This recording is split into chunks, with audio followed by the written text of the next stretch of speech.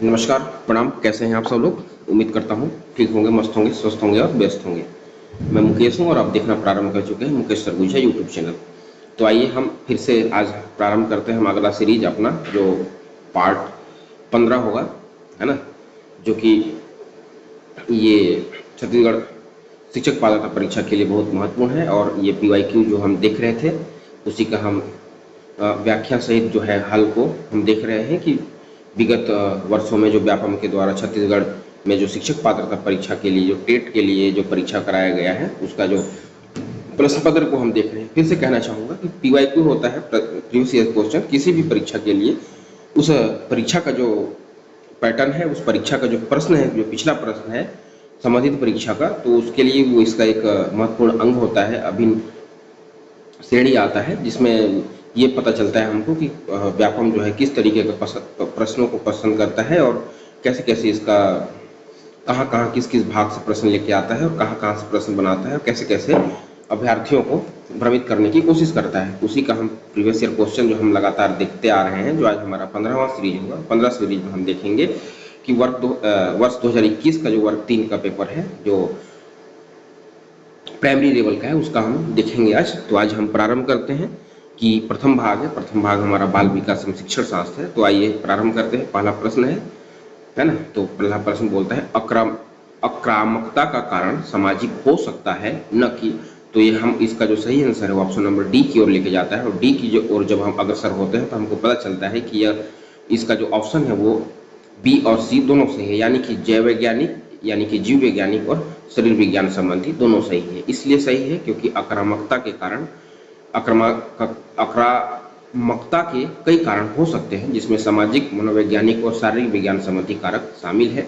जो कि जीव वैज्ञानिक कारक जो है उसमें हम अनुवांशिकी, मस्तिष्क रसायन और हार्मोन असंतुलन आक्रामक प्रवृत्ति को प्रभावित कर सकते हैं। इसके साथ ही साथ दूसरा जब हम देखेंगे तो शरीर विज्ञान संबंधी कारक है। इसमें हम नींद की कमी, भूख, दर्द और दवाओं का दुरुपयोग भी आक्रामकता को बढ़ा सकते हैं। इसी के साथ दूसरा प्रश्न देखेंगे हम, निम्नलिखित में से किस कथन के समूह से आप पूर्ण सहमत हैं? तो कथन हम पहले पढ़ लेते हैं। कथन कहता है कि एक कक्षा जिसमें विभिन्न प्रकार के सामाजिक, सांस्कृतिक और आर्थिक पृष्ठभूमि के बच्चे शामिल हैं, सभी के अधिकतम अनुभवों को बढ़ाना है। ये बात सही है, इसका मैं भी समर्थन करता हूँ और शायद आप लोग भी करेंगे। फिर दूसरा बोलता है कि बच्चे अपने साथियों से अनेक कौशल सीखते हैं।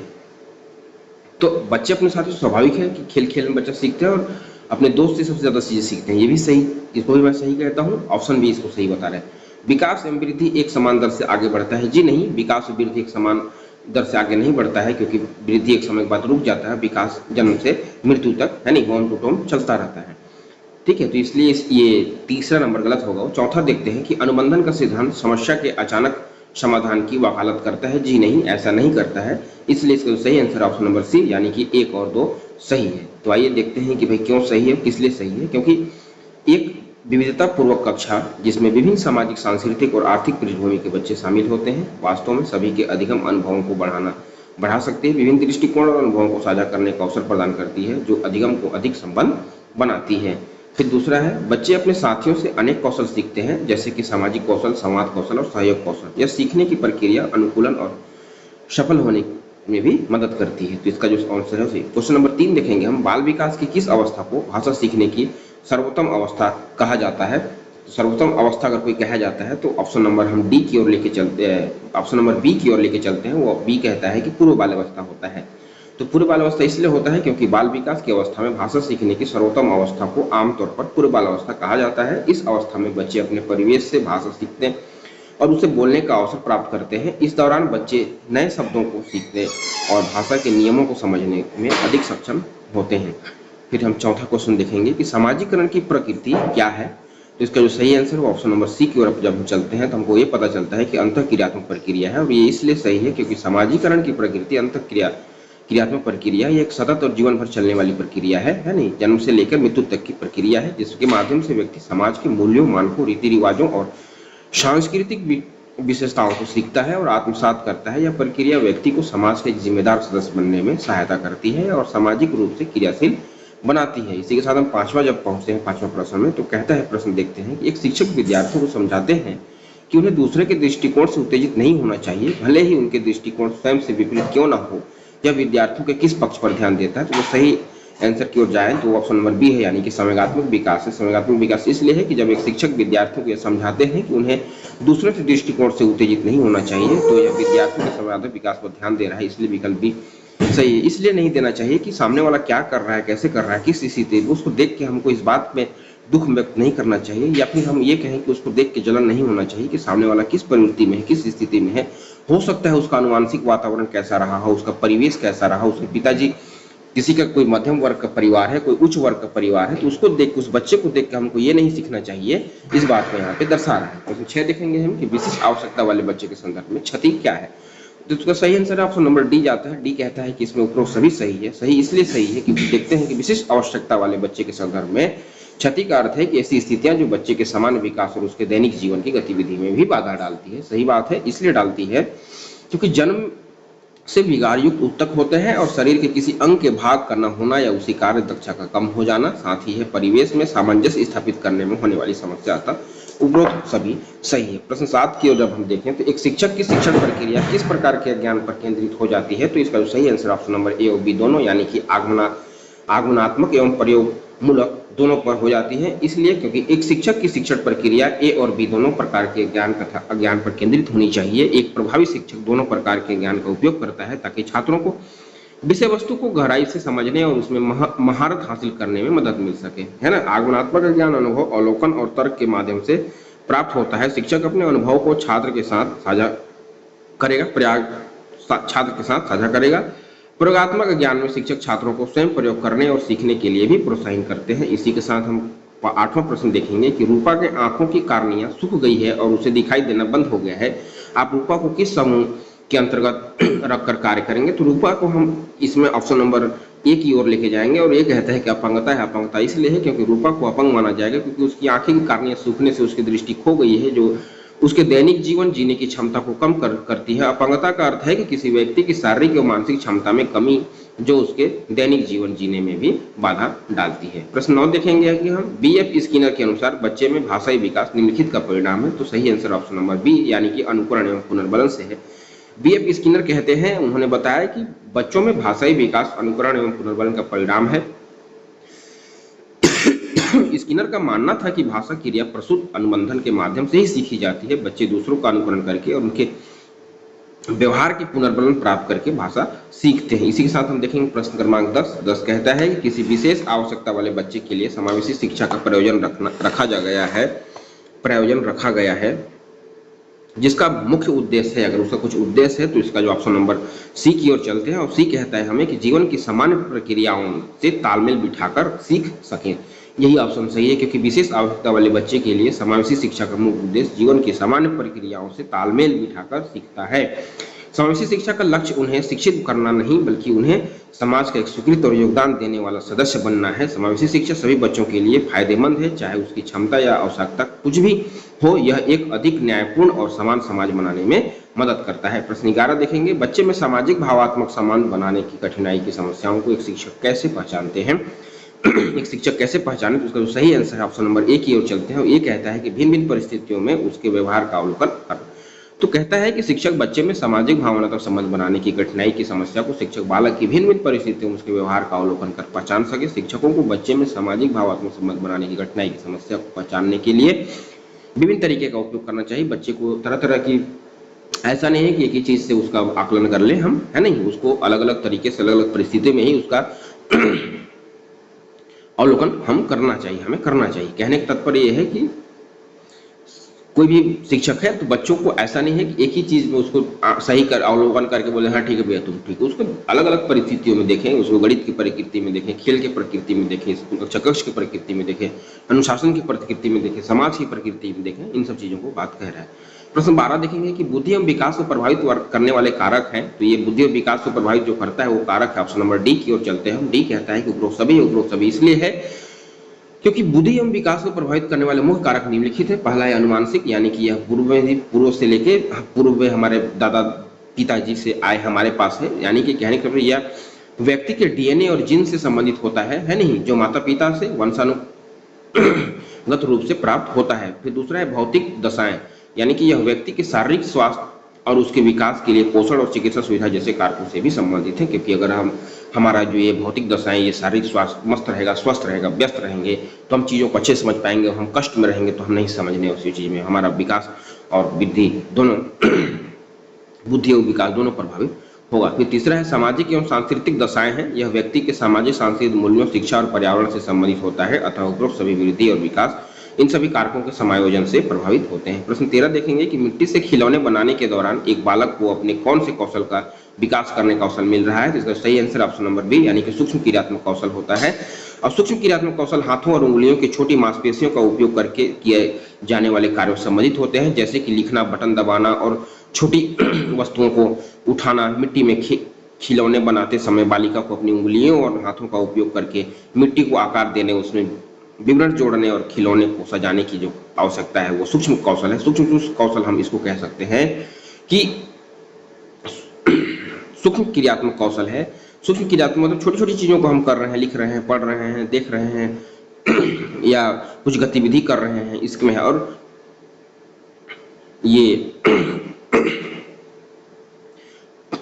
फिर हम चौथा क्वेश्चन नंबर चौथा देखेंगे कि मूर्त परिस्थितियों के माध्यम से समझने लग जाना निम्नलिखित में से किस अवस्था से संबंधित है? तो इसका जो सही आंसर ऑप्शन नंबर बी बोलता है बाल्यावस्था में बौद्धिक विकास के लिए है, यानी कि मूर्त परिस्थितियों के माध्यम से समझने लग जाना बाल्यावस्था में बौद्धिक विकास से संबंधित है। इस अवस्था में बच्चे मूर्त वस्तुओं और घटनाओं के माध्यम से सीखते हैं। वे चीजों को छूकर, देखकर और उनके साथ प्रयोग करके समझते हैं। मूर्त परिस्थितियों के माध्यम से समझने लग जाना बाल्यावस्था में बौद्धिक विकास से संबंधित होता है। प्रश्न 15 कहता है नहीं कि सामाजिक विकास अनिवार्य रूप से एक विषय है। तो अगर कोई विषय है तो ऑप्शन नंबर बी है। और बी कहता है कि सामाजिक व्यवस्था के उद्देश्यों के साथ स्वयं के उद्देश्यों का एकीकरण करना है। ये इसलिए करना है क्योंकि सामाजिक विकास का मुख्य उद्देश्य होता है व्यक्तियों और समाज दोनों की भलाई के लिए काम करना है। और सामाजिक व्यवस्था के उद्देश्यों के साथ स्वयं के उद्देश्यों का एकीकरण, यह परिभाषा सामाजिक विकास की जटिलता को बेहतर ढंग से दर्शाती है। यह व्यक्तिगत विकास और सामाजिक प्रगति के तालमेल पर भी जोर देता है। प्रश्न 16 देखेंगे हम। 16 कहता है हमको कि शिक्षा का अधिकार अधिनियम 2009 के अनुसार कौन सा कथन सही नहीं है, यानी कि हमको गलत की ओर जाना है। गलत की ओर जब हम जाते हैं तो ऑप्शन नंबर हमको डी सही बताता है। और डी कहता है कि यही गलत है बेटा, तो यही गलत है, यानी कि बच्चे अपने उम्र के अनुसार स्कूल में प्रवेश ले सकते हैं। ऐसा नहीं है, क्योंकि शिक्षा का अधिकार अधिनियम 2009 के अनुसार बच्चे अपने उम्र के अनुसार स्कूल में प्रवेश ले सकते हैं। यह कथन सही नहीं है, क्योंकि प्रवेश आयु शिक्षा का अधिकार अधिनियम 2009 कहता है कि 6 से 14 वर्ष की आयु के बच्चे को मुक्त और अनिवार्य शिक्षा का अधिकार प्रदान करता है, यानी कि 3 वर्ष से कम आयु के बच्चों को प्रारंभिक बाल्यावस्था शिक्षा यानी कि ECCE कक्षाओं में प्रवेश दिया जा सकता है, यानी कि 14 वर्ष से अधिक आयु के बच्चे भी खुली शिक्षा एवं अन्य कार्यक्रमों के माध्यम से शिक्षा प्राप्त कर सकते हैं। लेकिन बच्चा जो है 3 साल के बाद से वो बालवाड़ी या फिर बचपन प्ले स्कूल में दाखिला हो सकता है, और 6 साल से वो पहली से 12वीं तक की जो कक्षाएं शिक्षाएं हैं वो ले सकता है। ठीक है। प्रश्न 17 कहता है कि अच्छा अधिगम निर्भर करता है, तो ये कोई चीज करता है, तो ऑप्शन नंबर बी इसका सही जाता है। बी कहता है कि छात्रों की सक्रिय रुचि पर। छात्रों की सक्रिय रुचि पर इसलिए कहता है क्योंकि अच्छा अधिगम छात्रों की सक्रिय रुचि पर निर्भर करता है। जब छात्र सीखने में सक्रिय रूप से भाग लेते हैं तो वे अधिक मोटिवेशन रहते हैं और बेहतर तरीके से सीखते हैं। प्रत्येक छात्र अलग होता है और उनकी अपनी सीखने की भी शैली अलग होती है।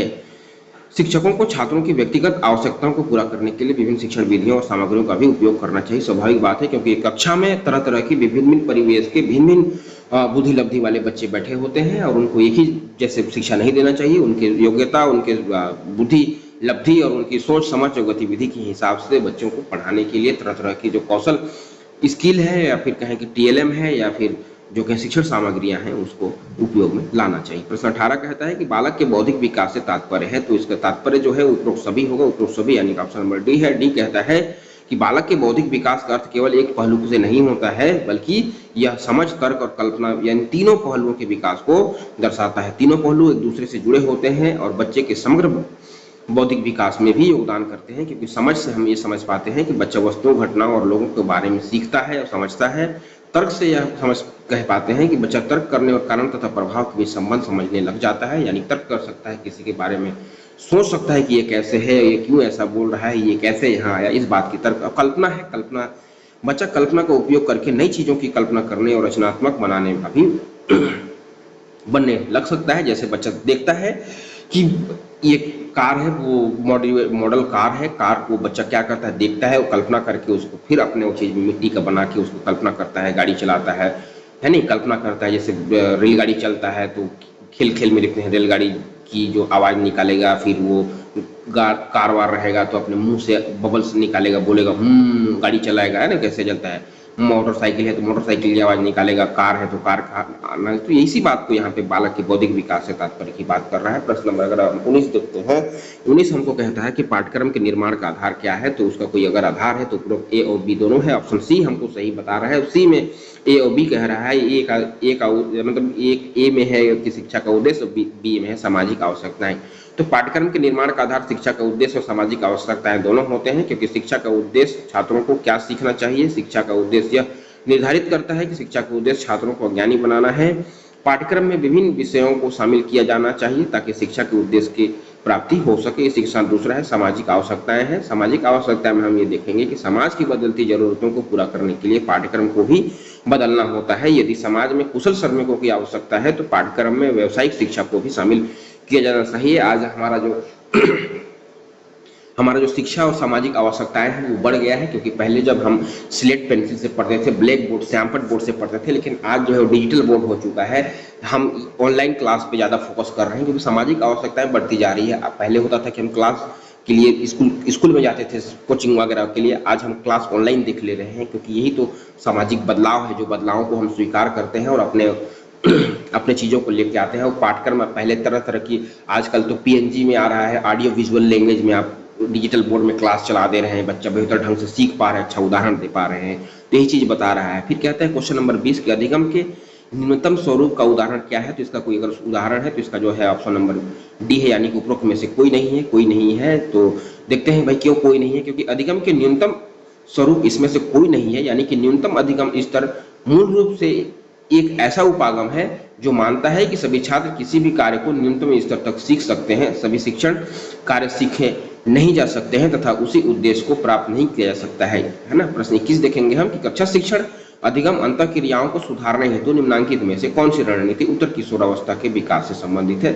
अगर ये कोई है तो ऑप्शन नंबर सी की ओर चलते हैं। सी हमको बताता है कि विचारों के मुक्त आदान प्रदान के साथ उदर्शीकरण, यानी कि हमारा ऑप्शन सी सही है। और ये इसलिए सही है क्योंकि उत्तर किशोरावस्था जब जिसको हम लोग कहते हैं, उत्तर किशोरावस्था जो होता है 15 से 18 वर्ष में छात्रों में अपनी पहचान बनाने और अपनी समस्याओं को विकसित करने की इच्छा होती है। वे स्वतंत्र रूप से सोचना शुरू करते हैं और अक्सर वयस्कों के विचारों को चुनौती देते हैं। विचारों के मुक्त आदान प्रदान के साथ आदर्शीकरण रणनीति कक्षा शिक्षण अधिगम अंतः क्रियाओं को सुधारने में भी मदद कर सकती है। इस शिक्षा हम क्वेश्चन नंबर 22 देखेंगे, यानी कि सीखने की वह प्रक्रिया जिसमें बच्चा नए ज्ञान को अपने पुराने स्कीमा में शामिल कर लेता है। तो इसका जो सही आंसर है वो ऑप्शन नंबर बी है, यानी कि आत्मसातीकरण। यानी कि आत्मसातीकरण इसलिए कहते हैं हम क्योंकि सीखने की वो प्रक्रिया जिसमें बच्चा नए ज्ञान को अपने पुराने स्कीमा में शामिल कर लेता है उसे आत्मसातीकरण कहा जाता है। यह प्रक्रिया तब होती है जब बच्चे अपने पुराने ज्ञान और अनुभवों को नए ज्ञान के साथ मिलाते हैं, या उन्हें नई जानकारी को समझने और उसे अपनी स्कीमा में फिट करने में भी मदद मिलती है। जैसे क्या होता है, बच्चा अगर देख रहा है कि बच्चा को बता दिया गया है कि बेटा ये देखो ऊपर में उड़ रहा है, ये चिड़िया है, ये पक्षी है, ये मोर है, ये कबूतर है, ये तोता है ना, ये कौवा है। तो बच्चा जब क्या करता है, पुरानी चीजों को देख लेता है। उसको बताया गया कि इसको ये जो आसमान में जो उड़ता है वो पक्षी होता है। जब फिर बच्चा क्या हुआ, फिर दूसरा बार देखा बच्चा कि कोई पतंग उड़ा रहा था, ऊपर में पतंग ऐसे उड़ रहा था, तो बच्चा फिर बोलता दादाजी देखो ये चिड़िया उड़ रही है, चिड़िया। तो दादाजी उसको बताते हैं कि नहीं बेटा, ये चिड़िया हर उड़ने वाला चीज चिड़िया नहीं हो सकता है हर उड़ने वाला चीज चिड़िया नहीं हो सकता है, क्योंकि ये पतंग है, इसका कलर अलग है और इसको रस्सी से उड़ाया जाता है। तो बच्चा पुरानी चीजों को जोड़ के कि भाई उड़ने वाला, पहले तो उसको ये पता था कि जो भी उड़ने वाला चीज है वो पक्षी है, लेकिन उसको आज फिर पुरानी चीजों को जोड़ के फिर उसको ये बता दिया गया कि नहीं बेटा, ये पक्षी नहीं, ये ऊपर उड़ने वाला ये पतंग है। तो उन पुरानी चीजों को अपनी पुरानी स्कीमा को ले जाके वहां पे ले जाके जोड़ के फिट कर दिया और नई चीजों को सीखा कि वो हर उड़ने वाला चीज पक्षी नहीं होता है, क्योंकि पक्षी का कलर अलग होता है, उसका जो शारीरिक बनावट अलग होता है, उनका उड़ने का तरीका अलग होता है। इस प्रकार से बच्चा पुरानी चीजों को नई चीजों को लाके सीख पाता है नहीं। इस बात को यहाँ पे बताया गया है और यही चीज है इस मतलब पुरानी इसकी अपनी स्कीमा यानी पुरानी चीजों को जानने के साथ साथ नई चीजों को जोड़ पाता है, रिलेट कर पाता है। प्रश्न 23 देखेंगे कि हम बच्चों को दिया गया ऐसा कार्य जो उसके स्तर से थोड़ा मुश्किल हो। बच्चे को दिया गया ऐसा कार्य जो उसके स्तर से थोड़ा मुश्किल हो तो वह बेहतर जुड़ने और सीखते हैं बच्चों को दिया गया ऐसा कार्य जो उसके स्तर से थोड़ा मुश्किल हो तो वे बेहतर जुड़ते और सीखते हैं। लेव वाइगोत्स्की ने उपरोक्त कथन में बच्चे के विकास के किस क्षेत्र को इंगित किया है? तो लेव वाइगोत्स्की ने अगर कुछ किया है तो ऑप्शन नंबर डी है, यानी कि समीपस्थ विकास का क्षेत्र। समीपस्थ हम लोग बोलते हैं जेडपीडी, यानी जॉन प्रॉक्सी मॉडल डेवलपमेंट होता है। इसमें यह होता है कि बच्चा उसको सहायता देता है, पार देता है, सहारा, सीढ़ी प्रदान करता है। लेव वाइगोत्स्की के अनुसार समीपस्थ विकास का क्षेत्र है कि जेडपीटी वह क्षमता है या फिर वह क्षमता का क्षेत्र है जहां बच्चे स्वतंत्र रूप से कार्य नहीं कर सकते हैं, लेकिन थोड़ी मदद से वे कार्य को सफलतापूर्वक पूरा कर लेते हैं। जेडपीडी में बच्चे नई चीजें सीखने और अपनी क्षमताओं को विकसित करने के लिए भी प्रेरित करते हैं, क्योंकि लेव वाइगोत्स्की ने ही ये किया कि बच्चा अगर नहीं चीज पा रहा है, जैसे बच्चे को अगर हम पहाड़ा पढ़ाने के लिए दे दिए गए, पहाड़ा पढ़ रहा है, 2 का ही पहाड़ा पढ़ रहा है, 2 दूनी 4 2 तिया 6, 2 चौको 12 बोल रहा है नहीं, तो उसको बता दिया कि नहीं बेटा 2 चौको 12 नहीं, 2 चौको 8 होता है। थोड़ा सा एक लाइन बता दिया, सहारा बच्चा फिर हरा मतलब आगे बढ़ गया अपना लय के साथ। दूसरा चीज है, बच्चा अगर कोई चीज लिख रहा है, फ्लुएंसी दे रहा है, तो उसको थोड़ा सा अगर सहयोग दे दिया जाए कि बच्चा ये ऐसे करना है, ऐसे बनाना है। आजकल ये जो पार का जो सहायता कर रहा है, वो आजकल जो आता है बच्चों के लिए, वो कॉफी आता है हैंड राइटिंग वाला कि पहले ऊपर में लिखा रहेगा, फिर धीरे धीरे डॉट दिया रहेगा, फिर डॉट दिया रहेगा। तो उसको सहायता दिया, मतलब थोड़ा सा सहारा अगर दे दिया जाए, बच्चे को पार दे दिया जाए, तो बच्चा बहुत अच्छी तरीके से अपनी नई क्षमताओं को विकसित करने के लिए भी प्रेरित हो सकता है। कहने का तात्पर्य है कि लेव वाइगोत्स्की के अनुसार समीपस्थ विकास का क्षेत्र जो है जेडपीडी, वह क्षमता का क्षेत्र है जहां बच्चे स्वतंत्र रूप से कार्य नहीं कर सकते हैं, लेकिन थोड़ी मदद से वे कार्य को सफलतापूर्वक पूरा कर सकते हैं। जेडपीडी में बच्चे नई चीजें सीखने और अपनी क्षमताओं को विकसित करने के लिए भी प्रेरित होते हैं। प्रश्न 24 देखेंगे हम कि पियाजे के अनुसार बच्चे के संज्ञानात्मक विकास के मूर्त संक्रियात्मक अवस्था होती है। अगर ये मूर्त संक्रियात्मक कोई अवस्था होती है तो 7 से 11 वर्ष की होती है, यानी ऑप्शन नंबर बी की ओर। आइए देखते हैं कि पियाजे के जो 4 संज्ञानात्मक विकास दिए हैं उन्होंने, तो कौन कौन से दिए हैं। तो मूर्त संज्ञानात्मक अवस्था में बच्चे मूर्त वस्तुओं और घटनाओं के बारे में तर्क करने में सक्षम होते हैं। वे वस्तुएं को वर्गीकृत कर सकते हैं, संख्याओं को समझ सकते हैं और संरक्षण की अवधारणा को विकसित कर सकते हैं। पियाजे के अनुसार बच्चे के संज्ञानात्मक विकास के 4 मुख्य अवधारणाएं हैं। मूर्त संक्रियात्मक कहने का तात्पर्य यह है कि बच्चा उसके बारे में नहीं, उसको स्पर्श नहीं कर सकता है, लेकिन सोच कर सकता है, आकलन कर सकता है। जैसे गणित है, वो मूर्त चीजें हैं, क्योंकि उसको अगर जब हम हॉल करते हैं तो उसका जो आंसर उस प्रश्न के अलग आता है, जिसको हम लोग नहीं जान सकते, जिसको ढूंढ पाते हैं, वही मूर्त चीजें हैं। आइए देखते हैं कि जो 4 अवस्था है उन्होंने दिया कि संवेदी गतिशील अवस्था है जो 0 से 2 वर्ष का होता है, पूर्व संक्रियात्मक अवस्था होता है जो 2 से 7 वर्ष का होता है, और मूर्त संक्रियात्मक अवस्था होता है वो 7 से 11 वर्ष का होता है, और औपचारिक संक्रियात्मक अवस्था होता है वो 11 वर्ष से ऊपर का होता है। प्रश्न 25 देखते हैं कि इसके फोल्डिंग से तात्पर्य है कि वह कार्य जो बालक पर इसको फोल्डिंग से तात्पर्य है कि वह कार्य जो बालक खाली स्थान पर होता है। तो इसका जो सही आंसर ऑप्शन नंबर सी की ओर जाता है। और सी हमको कहता है कि शिक्षकों की मदद से कर पाता है, यानी कि सहायता देता है। यानी कि इसके फोल्डिंग शिक्षा के संदर्भ में एक ऐसी अवधारणा है जिसमें शिक्षक बालक को उस कार्य को करने में मदद करता है जो वह स्वयं नहीं कर सकता है। शिक्षक बालक को उसकी समझ और क्षमता के अनुसार चरणबद्ध सहायता प्रदान करता है, जिससे बालक धीरे धीरे स्वतंत्र रूप से कार्य करने की क्षमता विकसित कर सके। प्रश्न 26 देखेंगे हम कि जीन पियाजे के अनुसार किस अवस्था में भाषा योग्यता एवं संप्रेषणशीलता का सर्वाधिक विकास होता है। अगर वो कोई होता है तो ऑप्शन नंबर डी है, यानी कि अमूर्त ही है जो संक्रियात्मक अवस्था का उचित करता है। यानी कि जीन पियाजे के अनुसार अमूर्त संक्रियात्मक अवस्था में भाषा योग्यता और संप्रेषणशीलता का सर्वाधिक विकास होता है। यह अवस्था 11 वर्ष से 15 वर्ष तक की उम्र के बीच होती है। इस अवस्था में बच्चे तार्किक रूप से सोचने, अमूर्त अवधारणाओं को समझने और जटिल विचारों को व्यक्त करने में सक्षम होते हैं। वे भाषा का उपयोग विभिन्न प्रकार के कार्यों के लिए भी करते हैं। प्रश्न 27 देखेंगे हम कि सामाजिक विकास से संबंधित किस चरण में व्यक्ति समूह, समाज और राष्ट्र के बेहतर हितों में अपने हित को त्याग सकता है। तो इसका जो सही आंसर ऑप्शन नंबर बी है, यानी कि किशोरावस्था में है, क्योंकि सामाजिक विकास से संबंधित किशोरावस्था में व्यक्ति समूह, समाज और राष्ट्र के वृहद हितों के अपने हितों को त्याग कर सकता है। क्योंकि किशोरावस्था में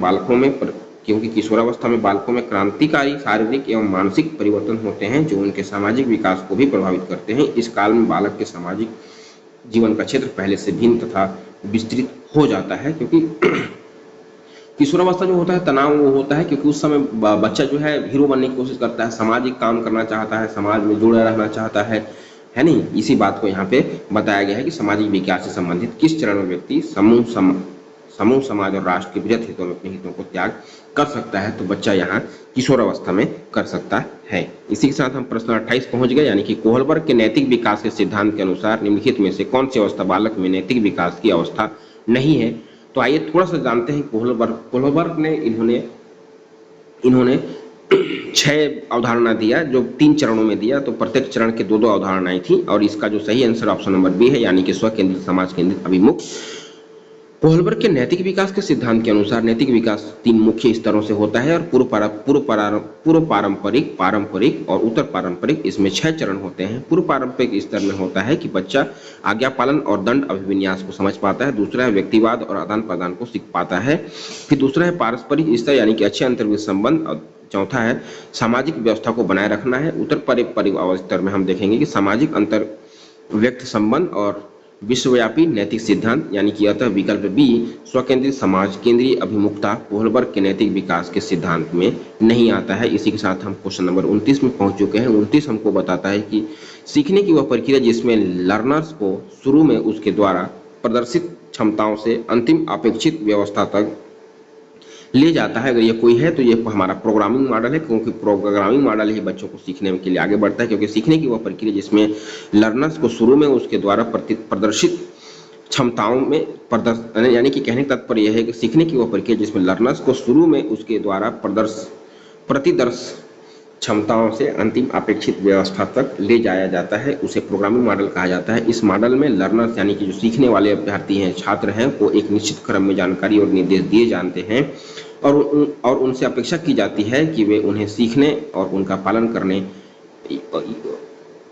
उनसे अपेक्षा की जाती है कि वे उन्हें सीखें और उसका पालन करें। यह मॉडल अक्सर व्यवहारवाद पर आधारित होता है, जो मानता है कि सीखना व्यवहार में बदलाव है जो अनुभव के माध्यम से होता है। प्रश्न क्रमांक 30 है संज्ञानात्मक विकास का अर्थ है। तो प्रश्न क्रमांक 30 है संज्ञानात्मक विकास का अर्थ है, तो इसका जो सही आंसर ऑप्शन नंबर बी है, यानी कि अभियोग्यता का विकास है। ये अंतिम प्रश्न सीडीपी यानी बाल विकास का, तो कहता है संज्ञानात्मक विकास का अर्थ है कि सोचने, तर्क करने, सीखने और समस्याओं को हल करने की क्षमता का विकास। यह एक जटिल प्रक्रिया है जो जन्म से शुरू होती है और जीवन भर जारी रहती है। अभियोग्यता का विकास बच्चों को दूसरों के साथ संबंध अभियोग्यता का विकास बच्चों को दूसरे के साथ स्वस्थ संबंध बनाने और समाज में सफलतापूर्वक भाग लेने में मदद करता है। यानी कि संज्ञानात्मक विकास एक जटिल प्रक्रिया है जो कई अलग अलग कारकों से प्रभावित होती है। इन कारकों में शामिल है आनुवांशिकी, पर्यावरण, शिक्षा और अनुभव। यही हमारा संज्ञानात्मक विकास का अर्थ है। इसी के साथ हम भाग 2 में पहुंच चुके हैं और भाग 2 हम देखेंगे हिंदी का है। हिंदी हमारे लिए बहुत प्रिय है क्योंकि हिंदी हमारी मातृभाषा है, हमारी राज्य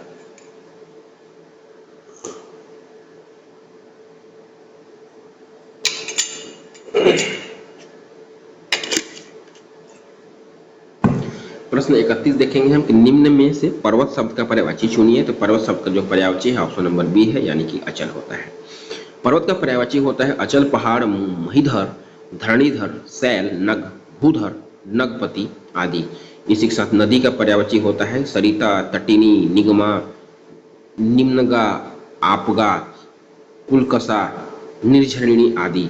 फिर वारिद का जो पर्यायवाची होता है मेघ, घन, पयोध, नीरद, तोयद आदि। फिर धूम्र का होता है पर्यायवाची वृक्ष, तरु, अगम, पादप, पीटक, साखी आदि। फिर इसके साथ क्वेश्चन नंबर 32 देखेंगे हम। निम्नलिखित में से पानी का पर्यायवाची शब्द नहीं है यानी गलत की ओर जाना है। तो गलत की ओर जाएंगे तो सर पानी का पर्यायवाची शब्द नहीं है, क्योंकि दिए गए शब्द पानी का पर्यायवाची शब्द सर नहीं है, बल्कि यह तालाब का पर्यायवाची शब्द है सर। पानी का जो पर्यायवाची शब्द है वह है अम्बु, नीर, तोय, सलील, वारी आदि। इसी के साथ तालाब का जो पर्यायवाची शब्द है वह है सर, सरोवर, जलाशय, तड़ाग आदि। प्रश्न 33 देखेंगे हम कि नीचे दिए गए वाक्यों में से एक सही वाक्य है, सही वाक्य का चयन कीजिए। तो अगर कोई सही वाक्य है जिसे शब्द दिया है उसमें से कौन सा वाक्य अच्छा है, क्योंकि आपका आशीर्वाद आवश्यक है। 4 शब्द दिए हैं, आपका आशीर्वाद आवश्यक है, आपके आशीर्वाद की आवश्यकता है, आपकी आशीर्वाद आवश्यक है, आपका आशीर्वाद आवश्यकीय है।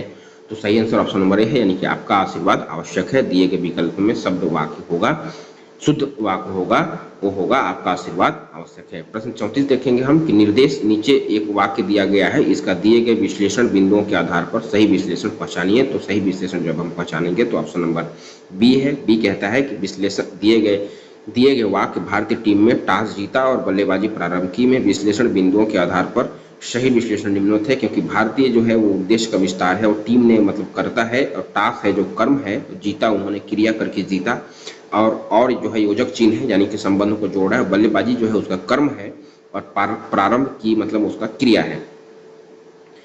फिर क्वेश्चन नंबर 35 कभी कभी बच्चे इस तरह के प्रश्न पूछ लेते हैं कि हम बड़े भी बगले झांकने लगते हैं। वाक्य में बगले झांकना मुहावरे का अर्थ होता है, इसका जो अर्थ होता है वो यानी कि निरुत्तर हो जाना होता है। ऑप्शन नंबर डी है, क्योंकि दिए गए वाक्य में बगले झांकना मुहावरे का सही अर्थ है निरुत्तर हो जाना होता है।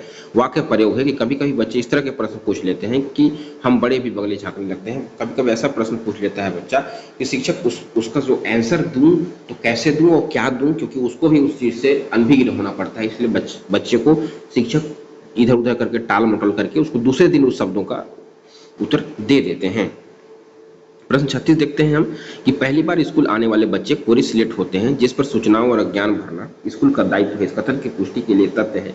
इसका जो सही आंसर है ऑप्शन नंबर ए की ओर ले चलते हैं। ये कहता है कि यह प्रचलित मान्यता है जो लगभग सत्य है। कहने का तात्पर्य है कि पहली बार स्कूल आने वाले बच्चे कोरी सिलेक्ट होते हैं। यह प्रचलित मान्यता है जो लगभग सत्य है। कई शिक्षक और अभिभावक इस विचार को मानते हैं कि पहली बार स्कूल आने वाले बच्चे कोरिलेट होते हैं। इसका अर्थ है कि वे अपने पास सीखने के लिए एक खाली दिमाग होता है और स्कूल का दायित्व है कि वह उन्हें ज्ञान और जानकारी से भर दे। प्रश्न 37 है कि गरिमा कक्षा 2 में पढ़ती है, वह हर शब्द का उच्चारण अशुद्ध रूप से करती है। महिमा उसकी शिक्षिका है, वह बहुत ही संवेदनशील है। कक्षा के प्रत्येक बच्चों को वह बहुत प्यार करते हैं, उनकी गलतियों पर डांटती नहीं बल्कि प्यार समझाती भी है। महिला के प्रयास के गरिमा धीरे धीरे शुद्ध उच्चारण करना सीख गई है। इससे यह सिद्ध होता है कि गरिमा की प्रारंभिक अवस्था में उच्चारण दोष होने का कारण रहा। तो इसका सही आंसर ऑप्शन नंबर ए है, ऑप्शन नंबर बी है, यानी कि ज्ञान का अभाव था, क्योंकि उस शब्दों को पढ़ने में उसकी मात्राओं का अभाव था कि उसको नहीं समझ पा रही थी कि क्या बोलना है, कैसा उच्चारण करना है। तो यही है, क्योंकि गरिमा की प्रारंभिक अवस्था के उच्चारण दोष होने के कारण उचित निर्देशों का अभाव था। क्योंकि जब महिमा ने उसे प्यार और संवेदनशील के साथ सही उच्चारण सिखाया तो गरिमा ने धीरे धीरे शुद्ध उच्चारण करना सीख लिया, जो दर्शाता है कि उचित मार्गदर्शन और निर्देशों की मदद से उच्चारण में सुधार किया जा सकता है। आयोग ने विकल्प बी को सही माना है, जबकि विकल्प डी सही होगा। बी को माना है ज्ञान का अभाव, है नहीं, उचित निर्देशों का अभाव। तो ये ठीक है। प्रश्न क्रमांक 38 है, हम देखेंगे निम्नलिखित में से कौन सा शब्द सदैव स्त्रीलिंग में ही प्रयुक्त होता है। कोई शब्द है स्त्रीलिंग तो वह है बनावट, क्योंकि वे शब्द जो स्त्री जाति का बोध कराते हैं स्त्रीलिंग शब्द कहलाते हैं, जैसे माता, बहन, यमुना, छड़ी आदि। कुछ शब्द सदैव स्त्रीलिंग के रूप में प्रयुक्त होते हैं, जैसे बनावट, कोमल, दीमक, मक्खी, मैना, मछली, मकड़ी आदि सब स्त्रीलिंग में आते हैं। प्रश्न 39 देखेंगे हम कि किस वाक्य के विश्लेषण संबंधी अशुद्धि नहीं है। अगर नहीं है तो ऑप्शन नंबर ए की ओर चलते हैं, क्योंकि ये हमें कहता है कि कहीं से खूब ठंडा बर्फ लाओ, यही अशुद्धि नहीं है। दिए गए विकल्पों में वहां ज्वर की सर्वोत्कृष्ट चिकित्सा होती है। वाक्य में विशेष संबंधी अशुद्धि नहीं है। प्रश्न 40 देखेंगे हम कि मनुष्य और जानवरों की भाषा में अंतर होने का जो प्रमुख कारण है वो ऑप्शन नंबर ए है, यानी कि मानव मस्तिष्क का अधिक विकसित होना। क्योंकि मानव और जानवरों की भाषा में अंतर का प्रमुख कारण मानव मस्तिष्क का अधिक विकसित होना है, क्योंकि मानव मस्तिष्क की जटिलता और उसकी भाषाई क्षमता उसे जानवर से अलग करती है। मनुष्य जटिल विचारों को व्यक्त करके सांकेतिक भाषा का उपयोग करने और सामाजिक और सांस्कृतिक संदर्भों में संवाद करने में सक्षम होते हैं। यह विकसित भाषाई प्रणाली जानवरों की भाषा से काफी भिन्न होती है, जो अधिकतर संकेतों और प्रक्रियाओं पर आधारित होती हैं। प्रश्न 41 है कि प्रारंभिक स्तर पर बच्चों की मौलिक प्रश्न 41 है कि प्राथमिक स्तर पर बच्चों की मौखिक अभिव्यक्ति के विकास में सबसे अधिक प्रभावी गतिविधि हो सकती है, तो है ऑप्शन नंबर डी, क्योंकि कहानी को अपनी बोली भाषा में कहना। प्रारंभिक स्तर पर बच्चों की मौखिक अभिव्यक्ति के विकास में सबसे अधिक प्रभावी गतिविधि कहानी को अपनी बोली भाषा में कहना बच्चों को अपनी कल्पना, विचारों और भावनाओं को व्यक्त करने के लिए प्रोत्साहित करता है। यह उन्हें अपनी भाषा और बोली पर अधिक आत्मविश्वास और नियंत्रण विकसित करने में भी मदद करता है। विभिन्न गतिविधियां बच्चों के मौखिक अभिव्यक्ति कौशल के विकास में भी योगदान दे सकती है। प्रश्न हमारा 42 से 44 है, जो पैसेज को पढ़ते हैं, गद्यांश है नहीं। कहता है हाल ही में मेडिकल इंडस्ट्री की एक जानकार दावा कर रहे थे कि मनुष्य में डॉक्टरों, सर्जनों की जरूरत की कमी होने वाली है। एआई के जरिए लक्षणों को समझा जाएगा। आपकी केस हिस्ट्री एआई को पता होगी, ताजा हालात पूछ ली जाएगी और प्रिस्क्रिप्शन आपके हाथ में होगा। शारीरिक श्रम से जुड़े कामों पर शायद सबसे कम असर पड़ने वाला है। यह समझने का वक्त है कि एआई से फायदे होंगे या नुकसान। अभी तो इस नुकीली बुद्धिमत्ता को इंसान ने ही जन्म दिया है, उनका नियंत्रण है, लेकिन एआई वरदान ही रहे और भस्मासुर न बने, उसके लिए यह सोचने की जरूरत भी है कि मानवीय बुद्धिमत्ता के स्तर को इतना ऊंचा कैसे उठाया जाए कि एआई उस पर हावी न हो सके। अब अगर चैट जीपीटी बनाया है तो फिर पढ़ाई लिखाई और इम्तिहानों का वह कौन सा हो जो बिना एआई के युवाओं और बच्चों के बौद्धिक स्तर को परख सके। यह सवाल ऐसे है जिसके जवाब दे पाना मुश्किल है, पर नज़र जरूर रखनी चाहिए। वैज्ञानिकों को भी तय करना चाहिए कि एआई ऐसी हो जो इंसानियत फैलाने में मददगार हो। इस प्रश्न देखते हैं हम कि गद्यांश के आधार पर कहा जा सकता है कि एआई ऐसी होनी चाहिए जो क्या होना चाहिए। ऑप्शन नंबर बी है, कहते हैं मानवीय गुणों का संस्कार दे। उपयुक्त गद्यांश के आधार पर कहा जा सकता है कि एआई ऐसी होनी चाहिए जो मानवीय गुणों का संस्कार दे। प्रश्न 43 है, समूह से भिन्न शब्द अगर कोई है तो ऑप्शन नंबर डी है, यानी कि चाय। ऑप्शन नंबर डी है, यानी कि चाय वाय, है ना, चाय वाय, जिसका कोई शब्द नहीं निकल रहा है। पढ़ाई लिखाई दोनों शब्द बन रहे हैं, रात दिन दोनों शब्द बन रहे हैं, कंकड़ पत्थर, लेकिन चाय वाय एक शब्द नहीं बन पा रहा, क्योंकि दिए गए विकल्प में चाय वाय समूह से भिन्न शब्द है, क्योंकि यहाँ चाय सार्थक तथा वाय निर्थक शब्द है, अन्य विकल्पों में सार्थक विलंब शब्द है। प्रश्न 44 है कि मानवीय शब्द में प्रत्यय है, अगर कोई प्रत्यय है तो ऑप्शन नंबर यह है, क्योंकि उपसर्ग पहले लगता है और प्रत्यय बाद में लगता है। तो मानवीय शब्द के प्रत्यय है शब्दों के बाद जो अक्षर या अक्षर समूह लगाया जाता है उसे प्रत्यय कहते हैं। जैसे भारत धन ई बराबर भारतीय, स्वर्ग धन ई बराबर स्वर्गीय। प्रश्न 45 है, स्कूल की भाषा और घर की भाषा में अंतर होने से, तो इसका जो सही आंसर ऑप्शन नंबर सी है, यानी कि भाषा सीखने में बच्चों की समस्या होती है। यानी कि स्कूल की भाषा और घर की भाषा में अंतर होने से बच्चों को भाषा सीखने में समस्या हो सकती है, क्योंकि वे दो अलग अलग भाषाई उसमें दक्षता हासिल करने में चुनौतियां आ सकती है। तो उपयुक्त उत्तर विकल्प सी होगा। प्रश्न 46 है, कौन सा प्रश्न कक्षा में बहुभाषी को प्रभावित करता है, तो ऑप्शन नंबर डी है, क्योंकि माँ को अपनी अपनी भाषा में क्या कहते हैं, यही परिभाषित कर सकता है। क्योंकि कक्षा में बहुभाषिता माँ को अपनी अपनी भाषा में क्या कहते हैं, तो परिभाषित करता है कि क्योंकि एक शब्द माँ के लिए विभिन्न शब्दों का उपयोग करने की अवधारणा को दर्शाता है, क्योंकि छात्रों की मातृभाषा राष्ट्रीय भाषा और विदेशी भाषाएं शामिल हो सकती हैं, जो छात्र की विभिन्न संस्कृति और दृष्टिकोण के बारे में जानने में मदद करता है। यानी कि छात्रों को अपनी मातृभाषा में बात करने और लिखने के लिए प्रोत्साहित करना, विभिन्न भाषाओं के लिए संसाधन उपलब्ध कराना, बहुभाषी शिक्षण रणनीतियों का भी उपयोग करना होता है। प्रश्न 47 कहता है कि प्राथमिक स्तर में पढ़ने का अभिप्राय क्या है, तो पढ़ने का जो अभिप्राय है वो है ऑप्शन नंबर सी है, यानी कि पढ़ते समय हिज्जे कर सही शब्द बनाना होता है। क्योंकि प्राथमिक स्तर में पढ़ने का अभिप्राय पढ़ते समय हिज्जे कर सही शब्द बनाना, यह प्राथमिक स्तर पर पढ़ने का सबसे महत्वपूर्ण पहलू है। इस स्तर पर बच्चा को यह समझने की आवश्यकता होती है कि अक्षरों को कैसे जोड़ा जाए ताकि शब्दों का निर्माण किया जा सके, जो पढ़ रहे हैं उसे समझ सके। प्राथमिक स्तर पर पढ़ने का उद्देश्य बच्चों में पढ़ने के प्रति रुचि और आत्मविश्वास विकसित करना होता है। जैसे बच्चों को जोड़ने के लिए बताया, जैसे क प्लस म प्लस ल बराबर कमल, है ना, र प्लस ब प्लस र बराबर रबर, र प्लस ग प्लस ड़ बराबर रगड़। तो शब्दों को बना के उसको एक शब्दों को जोड़ के और जुड़े हुए शब्दों का एक सार्थक अर्थ निकले, ऐसे शब्दों को देके बच्चों में एक प्रैक्टिस या गतिविधि ला सकते हैं। प्रश्न 48 है कि निम्नलिखित में कौन सा प्रश्न बच्चों की भाषाई क्षमता के विकास में सबसे अधिक सहायक है, अगर कोई है तो ऑप्शन नंबर ए है, क्योंकि बच्चा अपनी माँ के पास कब गया, उसने अपनी माँ से क्या क्या बातें की होगी, यही भाषाई दक्षता विकसित करने का सही चीज है। क्योंकि बच्चों की भाषाई क्षमता क्योंकि बच्चों के भाषाई क्षमता के विकास में बच्चा अपनी माँ के पास कब गया, उसने अपनी माँ से क्या क्या बातें की होगी, और सबसे अधिक सहायक है क्योंकि यह निम्न कारकों को प्रोत्साहित करता है, यानी कि कल्पनाशीलता और कथा कहानियां। बच्चा अपनी माँ के पास क्यों गया और क्या बातें की होगी, इससे कहानियां बनाने की क्षमता विकसित होती है। भाषा का प्रयोग है, बच्चे को अपनी कल्पना को व्यक्त करने के लिए भाषा का उपयोग करना होगा, इससे उसकी वाक्य रचना कौशल विकसित होगा। साथ ही समझ और तर्क है, क्योंकि बच्चे को कहानी के तर्क पर समझना होगा कि बच्चे अपनी माँ से क्या कहा होगा उसने, इससे उनकी तर्क करने और समास की क्षमता विकसित होगी। प्रश्न 49 से नीचे दिए गए वाक्य में सही विकल्प को चुनने, तो जो सही है वो ऑप्शन नंबर सी है, यानी कि च है, जो च में र लगा है व्यंजन है, प्लस अ है, क में र लगा है, प्लस क है, फिर ई है, यानी आधा च आधा क की चक्की। यही ऑप्शन दिए गए विकल्पों में चक्की जो है सही विकल्प है, क्योंकि चक्की शब्द के 5 खंड किए जा सकते हैं, इसके बाद 5 ध्वनियों के टुकड़े नहीं किए जा सकते, इसलिए ये मूल ध्वनियां या अक्षर है। प्रश्न 50 से तत्सम शब्द अपनी भाषा के मौलिक रूप प्रश्न 50 है कि तत्सम शब्द अपनी भाषा के मौलिक रूप में बिना किसी परिवर्तन के प्रयुक्त होते हैं, जबकि तद्भव शब्द अपना रूप बदल देते हैं। इस कथन के परिप्रेक्ष्य में अक्षत शब्द का तद्भव रूप होगा, तो है ऑप्शन नंबर डी, यानी कि अक्षत। क्योंकि तत्सम शब्द अपनी भाषा के मौलिक रूप में बिना किसी परिवर्तन के प्रयुक्त होते हैं, जबकि तद्भव शब्द अपना रूप बदल देते हैं। इस कथन के परिप्रेक्ष्य में अक्षत का तद्भव शब्द अक्षत होगा, अक्षत का तद्भव शब्द अक्षत होगा। प्रश्न 51 है कि नीचे दिए गए शब्दों में किस शब्द में उपसर्ग नहीं है, अगर उपसर्ग कोई शब्द नहीं है तो ऑप्शन नंबर ए है, क्योंकि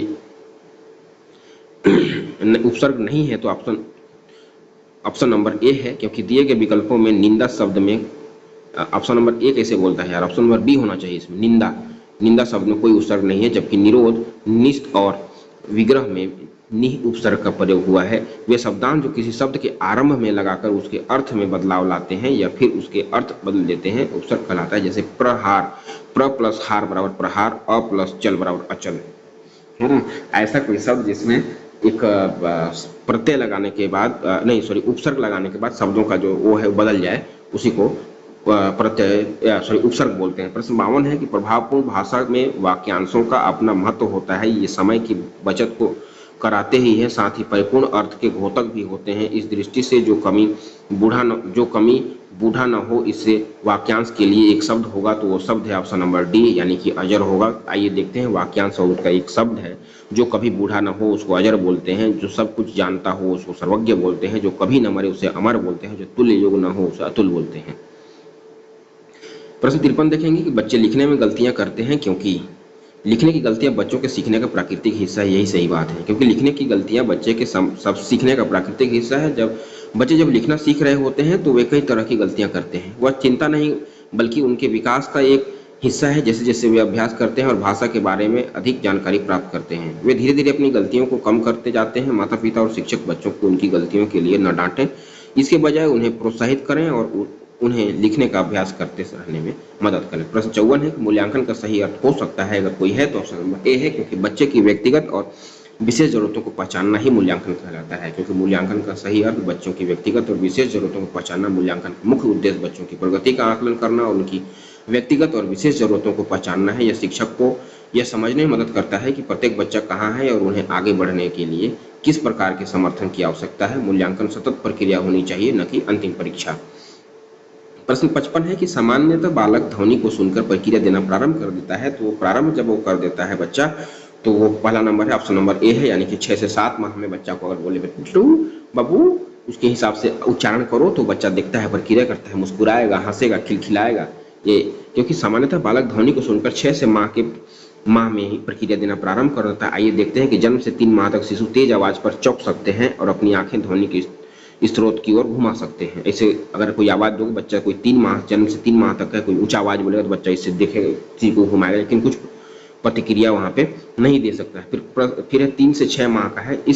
इस माह में शिशु विभिन्न ध्वनियों को पहचानना शुरू करते हैं और अपनी आवाज निकालना शुरू कर देते हैं, जैसे कि बबलाना, बाबा या मम, है नहीं, ये बबलाना जिसको बोलते हैं। फिर 6 से 7 माह इसमें शिशु अपना नाम सुनकर प्रतिक्रिया देना शुरू कर देते हैं और सर हिलाना या मुस्कुराना, परिचित लोगों को पहचानने लगते हैं। मामा, दादा, दादी, मामा को तो नहीं, दादा, दादी, चाचा, चाची, मम्मी, पापा को देख के कि बेटू बेटू नया नया नाम लेके आते हैं, बाबू, सोना, गुड्डू, है नहीं, लल्ला, बहुत सारे ऐसे शब्द आते हैं जिसको बच्चा सुन के मुस्कुराता है कि हाँ मेरा ही कोई बोल रहे हैं, क्योंकि उसको ये उसके दिमाग में आ जाता है कि हाँ जो भी आ रहा है मेरे को इसी नाम से बुला रहा है, बाबू, छोटा बाबू, गुड्डू, तो इसको लगता है, फिर मुस्कुराना प्रारंभ कर देता है। फिर कोई नया अपरिचित लोग आता है तो कोई उसको पकड़ता है, उठाना चाहता है, बुलाता है तो रोने लग जाता है कि नहीं ये कौन पकड़ लिया मेरे को, ये तो मेरे पहचान के हैं ही नहीं, इस टाइप से। फिर प्रश्न देखते हैं हम 56 है, प्राथमिक स्तर में भाषा शिक्षण का प्रमुख उद्देश्य होना चाहिए, अगर कोई है तो ऑप्शन नंबर सी है, क्योंकि बच्चों की कल्पनाशीलता और सृजनात्मकता को विकसित करना चाहिए, बहुत जरूरी है। क्योंकि ये कहता है ऑप्शन नंबर सी हमको बता रहा है कि प्राथमिक स्तर में भाषा शिक्षण का प्रमुख उद्देश्य है, क्योंकि बच्चे की कल्पनाशीलता और सृजनात्मकता को विकसित करना है और बच्चों को सहज अभिव्यक्ति का अवसर देना भी है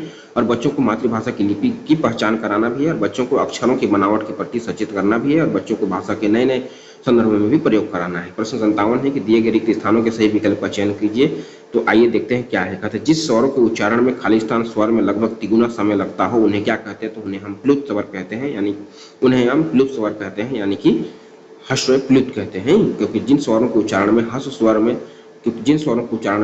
स्वर से लगभग तिगुना समय लगता है उन्हें हम प्लुत स्वर कहते हैं। इसका कोई चिन्ह नहीं होता है, जिसके लिए हम एस का अंक 5 का अंक लगाया जाता है, उसे ओम, राम आदि कहते हैं, यानी कि ऑप्शन नंबर बी सही है। प्रश्न 58 है, प्रश्न हम 58 देखेंगे कि मुख के जिस भाग से जिस वर्ण का उच्चारण होता है उसे उसका उच्चारण स्थान कहा जाता है, बताइए। उ उ प वर्ग का उच्चारण स्थान क्या है, तो उ उ उ उ प उ उ प उ उ प, यानी ओष्ठ है नहीं। मुख के जिस भाग से जिस वर्ण का उच्चारण होता है उसे उसका उच्चारण स्थान पर कहाँ पर उच्चारण स्थान के पर होता है, तो उ उ प वर्ग का उच्चारण स्थान ओष्ठ है। प्रश्न 59 देखेंगे कि पीतांबर बराबर पीला कपड़ा, विशेषण विशेष उसके आधार पर सही विकल्प को चुनिए। तो इसका जो सही आंसर ऑप्शन नंबर बी यानी कि कर्मधारय समास है, क्योंकि जिस समास का पहला पद विशेष तथा दूसरा पद विशेष हो अथवा पहला पद उपमान तथा दूसरा पद उपमेय हो, जहां कर्मधारय समास होता है, जैसे पीतांबर बराबर पीला कपड़ा यानी विशेष विशेषण होता है। प्रश्न 60 है, माता ने बालक को लड्डू से प्रसन्न किया। इस कथन में लड्डू से क्रिया संपन्न होने का भाव प्रकट होता है, अतः जो शब्द क्रिया के साधन को प्रकट करता है उसे कौन सा कारक कहा जाता है? तो जो कोई कारक है तो ऑप्शन नंबर डी है यानी कि कर्ण कारक है, क्योंकि माता ने बालक को लड्डू से प्रसन्न किया। इस कथन में लड्डू से क्रिया समान होने का भाव प्रकट होता है, जो शब्द क्रिया के साधन को प्रकट करता है उसे कर्ण कारक कहते हैं। इस विभक्ति का चिन्ह से है, कर्ता ने कर्ण से। जो विभक्ति के जो है आठ है, कर्ता ने कर्ण को कर्ण से या के द्वारा, है ना, अभिकरण है, इसी कर्ता का रूप है, इसी में है कर्ण कारक जो है वो से है। फिर क्वेश्चन नंबर हम देखेंगे तृतीय भाग, हम आ गए इंग्लिश पैसेज है। पैसेज बोलता है 61 से 67 तक का पैसेज है। पैसेज को मैं नहीं पढ़ूंगा, हम पैसेज के क्वेश्चन से उसको देखूंगा कि what is the moral of the story. इसका जो सही आंसर ऑप्शन नंबर ए है यानी कि change bad time into good one. Question number 62 है, what did the mother do with the carrots eggs and coffee beans. इसका सही आंसर ऑप्शन नंबर ए है यानी कि सी बॉइल्ड, है ना, C boiled separately. Question number 63 है, what did the mother want her daughter to become like. तो सही आंसर है इसका ऑप्शन नंबर सी यानी कि the mother wanted her daughter to become like coffee beans. Question number 64 देखेंगे हम कि how did the coffee beans react after being boiled. तो इसका सही आंसर ऑप्शन नंबर डी यानी कि they give the water their quality and sweet smell. Question number 65 देखेंगे, which of the following words describe the daughter's nature. तो इसका सही answer option number C यानी कि ऑलवेज कंप्लेनिंग, है नहीं, ऑलवेज कंप्लेनिंग यानी कि ऑलवेज ब्रेव का हमेशा बहादुर, ऑलवेज हैप्पी का हमेशा प्रसन्न, और ऑलवेज केयरफुल यानी कि हमेशा खुश। क्वेश्चन नंबर 66 है, how did the boiling after the carrots and the egg. तो इसका जो सही आंसर ऑप्शन नंबर सी है यानी कि the carrots become soft and the eggs become hard. Question number 67 देखेंगे हम, fill in the blanks with the most appropriate alternative given below. तो सही आंसर ऑप्शन नंबर बी यानी कि इंटेलिजेंट, यानी कि क्राउड का मतलब होता है कायर, और सोए का होता है दिखावा, और शैली का होता है शर्मिला। करेक्ट सेंटेंस यानी कि the mother's was very intelligent. Question number हम 68 से 75 देखेंगे, फिर से रीड द फ्लोइंग पैसेज है, पैसेज के बारे में है। तो 68 क्वेश्चन नंबर देखते हैं हम कि the passage is about the flowing. Passage का माध्यम क्या है, किस लिए पैसेज है? तो इसका सही आंसर ऑप्शन नंबर डी यानी कि ऑल ऑफ एबव है। ऑल ऑफ एबव हम देखेंगे कि स्प्रेड ऑफ कोरोना वायरस और lockdown during the spread of corona virus, फिर है position of blind materials during the pandemic, है नहीं, एक महामारी था। क्वेश्चन नंबर 69 देखेंगे हम, विच of the flowing words would come in the blank space of the following sentence। तो इसका जो क्या है क्वेश्चन है कि he let his figures scheme fill in the blank the back of the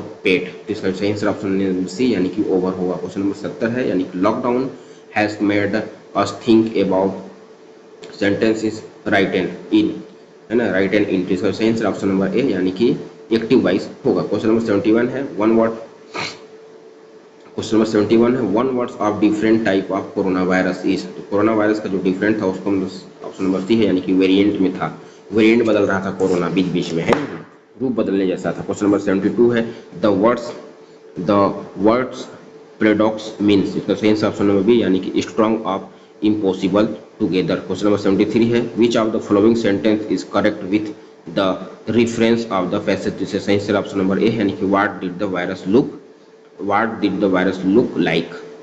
question number 74 है, the scant number of experience here scant is used and as। जिसका सही आंसर ऑप्शन नंबर ए यानी कि adjective होता है। फिर एक the है आर्टिकल में है, और स्कैंट है एडजेक्टिव है, वो नंबर जो है नाउन है, उसकी संख्या है। क्वेश्चन नंबर 75 है, which of the words in not synonyms to the words, है ना, ग्रेपल विच। तो दिए गए शब्द ग्रेपल पकड़ना का हाथापाई करना शब्द की सिम्टम्स ब्राइटल नाजुक नहीं होगी, अन्य विकल्प शब्द की सैंडम से जिसका अर्थ निम्न संगठित। इसका सही आंसर ऑप्शन नंबर डी यानी कि ब्राइट। ठीक है, तो यही गलत, नॉट वर्ड्स मतलब नॉट सही है, मतलब सही नहीं है, उसके बारे में पूछ रहा था, तो यही इसका सही आंसर। क्वेश्चन नंबर 76 है, a teachers ask her learns to joy sentence to make a short paragraph insert in staring square connects and coherence marks like but and where because although etc इसमें सही answer option number A यानी कि writing. Question number 77 देखेंगे हम। 77 कहता है कि विच of the following is not a visual add. Visual add नहीं है मतलब देखने वाला एड नहीं है, तो ऑप्शन नंबर बी है यानी कि रेडियो। रेडियो को हम ऑडियो है हम देख नहीं सकते हैं, बाकी टेलीविजन, फ्लैश कार्ड और चार्ट को हम देख सकते हैं। क्वेश्चन नंबर 78 है which of the following is the best remedial teaching. Remedial teaching आखिर होता क्या है, तो रेमेडियल टीचिंग होता है जो डायग्नोस्टिक होता है, ऑप्शन नंबर सी है ना। डायग्नोस्टिक टेस्ट में होता है कि बच्चे को एक सिलेबस के अनुसार पढ़ा दिए तो उसका जब मूल्यांकन किए तो वहाँ देखे कि बच्चा किस किस चीज़ों में नहीं सीख पा रहा है, तो उस पॉइंट को हम नोट किया, नोट करने के बाद उस पॉइंट को फिर से उसको पढ़ाया यानी रीटीचिंग किए। क्वेश्चन नंबर 79 है कि after reading a poem a teachers involve learns in group work on group write the time of the poem है ना। Another draw picture to depict the main character and yet another writes the summary of the poem this activity। तो इसका सही answer option number D यानी कि caters to drive ability and interest of the learners। Question number 80 है what skill among the ones given below that cannot be tested in a formal written examination। तो इसका सही answer option number C यानी कि extensive reading of pleasure. Question number 81 है कि what does fluency in reading mean. इसका सही answer option number A यानी ability to read a text at ease which expression. Question number 82 देखेंगे कि the 4 basic language skill are categorize under two bond head character. तो receptive productive 2 skill होते हैं। Receptive हम की LSRW यानी कि लिस्टनिंग और रीडिंग होता है, और प्रोडक्टिव में होता है स्पीकिंग और राइटिंग होता है। क्वेश्चन नंबर 83 है teacher read the passage and ask question to the student don't have the text with them, the teachers is trying improve the student। तो सही आंसर ऑप्शन नंबर सी यानी कि listening skill होगा। Question number 84 है a student is reading fast looking up specific information in A manual what is the reading सब skill. तो इसका सही आंसर है इस स्पेसिफिक चीज़ों को अगर हमको देखना है तो स्पेसिफिक चीज़ को एक चीज़ आया है कुछ छपा है उसको देखना है कि सोना का रेट क्या है, सोना के बारे में पढ़ते गए तो ये स्पेसिफिक चीज़ को किसी स्पेसिफिक चीज़ को अगर हमको पकड़ना है तो स्कीमिंग है उसका, और कोई उसका समरी पढ़ना है या कहानी पढ़ना है तो स्कैमिंग होता है, स्कैनिंग होता है। ठीक है, तो इसका सही answer option number A which of the sentence is not true है ना। Childrens us language as a tool, तो सही नहीं है उसके बारे में बोला था, ऑप्शन नंबर डी है द अंडरस्टैंड है ना paralinguistic communication. Question number 86 है क्वेश्चन नंबर 86 है we speak to different people differently even if we are speaking on the same topic, the way we narrate a incidents to your teachers would be different to the way we narrate it to a friend। the significant fill in the blanks except a language। इसका सही answer option number D यानी कि spiritual है नहीं। Question number 87 देखेंगे कि हम the child is not able to learn a language mainly because of. तो सही answer option number dyslexia. Question number 88 देखेंगे teacher selected a test from a newspaper and dropped every 50 words and asked her learners to supply the missing words what is a test now. Answer option number A यानी कि ये cloze test होता है। Question number 89 है what are the 3 compounds of model to teaching. तो इसका सही answer option number ए है यानी कि presentational practice production. Question number हम 19 देखेंगे अंतिम प्रश्न radio and television program public address announcements है ना एयरपोर्ट ट्रेन बस है ना station and store speech telephone customer service recording are mean से। तो ये जो है ऑप्शन नंबर सी यानी कि वन वे कम्युनिकेशन, वो हमको वन वे मतलब आगे जाने के लिए या फिर हमको एक कम्युनिकेशन प्रदान करते हैं कि फलाना बस फलाना टाइम में जाएगी, फलाना बस फलाना ट्रेन फलाना स्टेशन में आएगा, प्लेटफॉर्म नंबर ये में आएगा। क्वेश्चन नंबर अब हम देखेंगे चतुर्थ भाग है हमारा, चतुर्थ भाग हम गणित देखेंगे मैथ्स।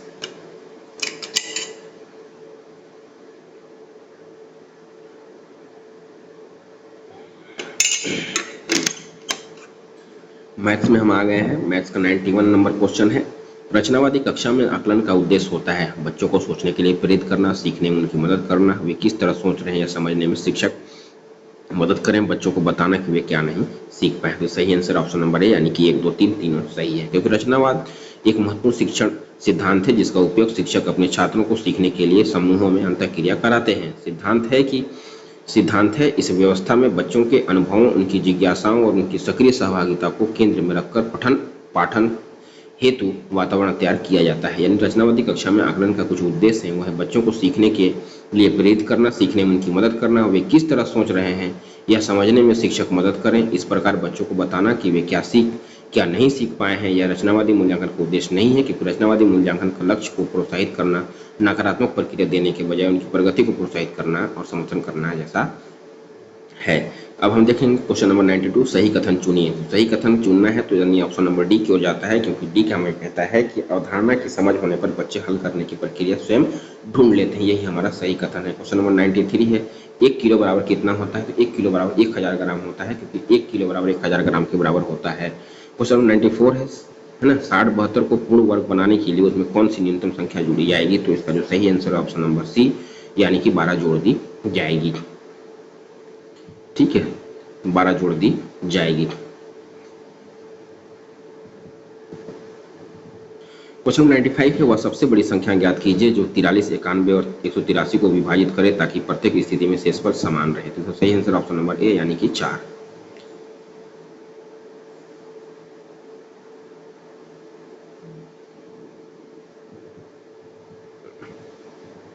क्वेश्चन नंबर 96 है, 40 संख्याओं का औसत 71 है, यदि संख्या 100 को 140 से प्रतिस्थापित किया जाता है तो औसत वृद्धि होगी। तो सही आंसर पर डी यानी कि 1 होगा। क्वेश्चन नंबर 97 है, बच्चों की गलतियां सीखने में मददगार है, यह विचार किसने दिया? तो इसका सही आंसर ऑप्शन नंबर डी यानी कि जीन पियाजे ने दिया, क्योंकि जीन पियाजे संज्ञानात्मक विकास के सिद्धांत के लिए जाने जाते हैं। पियाजे ने दिखाया कि बच्चे अपनी सोच में व्यवस्थित तरीके से गलतियां करते हैं। उन्होंने तर्क दिया कि ये गलतियां बच्चों को नई अवधारणाओं को सीखने और अपनी मानसिक क्षमताओं का विकास करने में मदद करती है।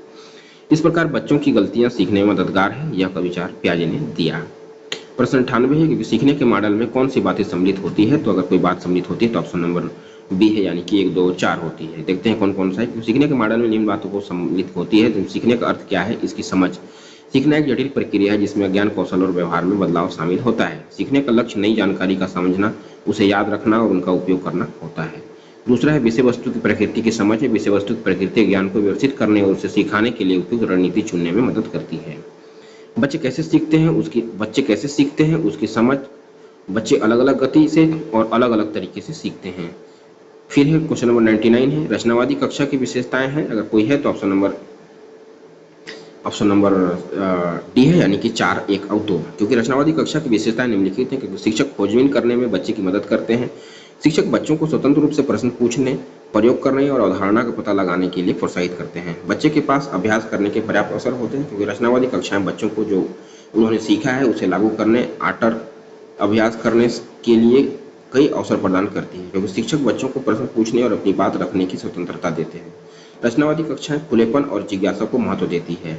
बच्चे द्वारा विकसित इनमें से कौन सी क्षमता सीखने के बैंकिंग मॉडल का उदाहरण है? तो ऑप्शन नंबर सी है, यानी कि सीखने के बैंकिंग मॉडल के अनुसार बच्चे जानकारी को जमा करते हैं और बाद में उसे प्राप्त करते हैं। यह प्रक्रिया तथ्यों को याद रखने और उन्हें बताने की क्षमता से मेल खाती है। इस प्रकार तथ्यों को याद करना और उन्हें बता पाता है। बच्चे द्वारा विकसित क्षमता सीखने के बैंकिंग मॉडल का उदाहरण है, यानी ऑप्शन नंबर सी का तथ्यों को याद करता है और उन्हें पता करता है। क्वेश्चन नंबर 108 है, पाउली फ्रेयली ने सीखने के किस मॉडल पर बात की है? तो अगर कोई बात की तो वो बैंकिंग मॉडल पे की है, क्योंकि शिक्षा का बैंकिंग मॉडल पाउली फ्रेयली द्वारा इस्तेमाल किया जाने वाला शब्द है। इसका इस्तेमाल पेडागोजी ऑफ द ओप्रेस्ड पुस्तक में पारंपरिक शिक्षा प्रणाली का वर्णन और आलोचना करने के लिए किया जाता है। यह एक दृष्टिकोण है जो छात्रों को संग्रहणकर्ता के रूप में देखता है, जिसमें शिक्षक द्वारा ज्ञान जमा किया जाता है। अंततः पाउली फ्रेयली ने सीखने के बैंकिंग मॉडल पर बात की है। निम्नलिखित में से कौन से कथन प्रोग्रामिंग मॉडल के संबंधित है? तो सही आंसर है 102 का सही आंसर ऑप्शन नंबर है, यानी कि 2 और 4। बच्चों है ना, क्या है 2 और 4, क्योंकि सभी बच्चे एक ही ढंग से सीखते हैं। सीखने की गति अलग अलग हो सकती है। फिर है सीखना टुकड़ों में होता है, सही बात है, क्योंकि सभी बच्चे एक ही ढंग से सीखते हैं। सीखने की गति अलग अलग हो सकती है तथा सीखना टुकड़ों में होता है। यह कथन प्रोग्रामिंग मॉडल से संबंधित है, अतः कथन 2 और 4 सही है। क्वेश्चन नंबर हम देखेंगे 103, संख्या पद्धति की सोपान क्रमिक श्रृंखला को प्रदर्शित करने के लिए कौन सा क्रम सही है? तो जहां n प्राकृतिक संख्या, w पूर्ण संख्याएं, q परिमेय संख्याएं, z पूर्ण संख्याएं हैं। तो संख्या पद्धति की सोपान क्रमिक श्रृंखला का सही क्रम अगर कोई है तो ऑप्शन नंबर सी है, यानी कि प्राकृतिक संख्याएं होगा, फिर पूर्ण संख्याएं होंगे, है ना, प्राकृतिक संख्या होंगे, फिर पूर्ण संख्याएं होंगे, फिर पूर्णांक संख्याएं होंगे, फिर परिमेय संख्याएं होंगे, यही क्रम है। क्वेश्चन नंबर 104 है, दो विषम संख्याओं का योग एक समान। क्वेश्चन नंबर 4 है, दो विषम संख्याओं का योग एक सम संख्या है, इसे आप कैसे सिद्ध करेंगे? तो इसको हम तर्क से सिद्ध करेंगे, यानी ऑप्शन नंबर सी हमको सही लेके जाता है, क्योंकि दो विषम संख्याओं का योग एक सम संख्या है, यह सिद्ध करने का सबसे उपयुक्त तरीका है। क्वेश्चन नंबर 105 है, गणित सीखने की प्रक्रिया आसान है। क्वेश्चन नंबर 105 है, गणित सीखने की प्रक्रिया आसान हो सकती है यदि ऑप्शन नंबर ए कहता है कि सोपान क्रमिक के आधार पर शिक्षण योजना बनाई जाए, यही सही है, क्योंकि गणित सीखने की प्रक्रिया आसान हो सकती है यदि सोपान क्रमिकता के आधार पर शिक्षण योजना बनाई जाए। हाँ, तो शिक्षण योजना को इस तरह से बनाना चाहिए कि जटिल अवधारणा का धीरे धीरे और सरल चरणों में पेश किया जाए। प्रश्न क्रमांक 206, निम्नलिखित में से कौन सा 0.275 के बराबर है? तो अगर कोई है तो ऑप्शन नंबर ए है, यानी 27.5% है। प्रश्न 107 है, जो बोर्डमास नियम पे बना हुआ है, तो इसका सही आंसर ऑप्शन नंबर सी, यानी -50। क्वेश्चन नंबर 108 है, 450 रुपये राशि पर 4.5% वार्षिक दर से साधारण ब्याज द्वारा 81 रुपये प्राप्त करने के लिए कितना समय लगेगा? तो इसका सही आंसर ऑप्शन नंबर बी, यानी कि 4 वर्ष लगेगा। क्वेश्चन नंबर 109 है, एक वस्तु जब 5% के लाभ पर बेची जाती है तो 5% की हानि पर बेचे जाने से 15 अधिक प्राप्त होते हैं, तो क्रय मूल्य होगा। तो इसका जो सही आंसर ऑप्शन नंबर ए, यानी कि 150 होगा। क्वेश्चन नंबर 110 है, एक आयताकार पार्क की लंबाई और चौड़ाई के बीच का अनुपात 3:2 है। यदि एक व्यक्ति 12 किलोमीटर प्रति घंटे की गति से पार्क की सीमा पर साइकिल चलाकर 8 मिनट में एक चक्कर पूरा करता है तो पार्क का क्षेत्रफल वर्ग किलोमीटर कितना होगा? तो इसका सही आंसर ऑप्शन नंबर बी, यानी कि 15,3,600 वर्ग मीटर होगा। क्वेश्चन नंबर 111 है, 24 सेंटीमीटर, 9 सेंटीमीटर, 8 सेंटीमीटर विमाओं वाले एक घनाभ को पिघलाया जाता है और 3 सेंटीमीटर भुजा वाले छोटे घन बनाए जाते हैं। इस प्रकार के ऐसे कितने घन बनाए जा सकते हैं? तो सही आंसर ऑप्शन नंबर है, यानी कि 64। प्रश्न 112 है, एक घन की कोर 7 सेंटीमीटर और एक दूसरा घन का कोर 14 सेंटीमीटर है, उसके सतह के क्षेत्रों का अनुपात है, तो वह ऑप्शन नंबर बी है, यानी 1:4 है। अच्छा, प्रश्न 113 है, कक्षा 4 में एक शिक्षक विद्यार्थियों को 334, और 937 का योग करने के लिए कहता है। एक छात्र प्रश्न के उत्तर में निम्नानुसार क्रिया करता है। 3476 प्लस 397, यह क्रिया यह दर्शाता है कि बच्चे में खाली स्थान की कमी है। सही आंसर नंबर बी, यानी स्थानीय मान की कमी है। प्रश्न क्रमांक 114 देखेंगे, निम्नलिखित को मिलान करना है। तो मिलान करने के लिए हमको बताया है कि 7/14 का तुल्य भिन्न होगा 21/36 और 9 गुड मॉर्निंग मैम। हाँ मैम, ये PYQ है मैम इसका।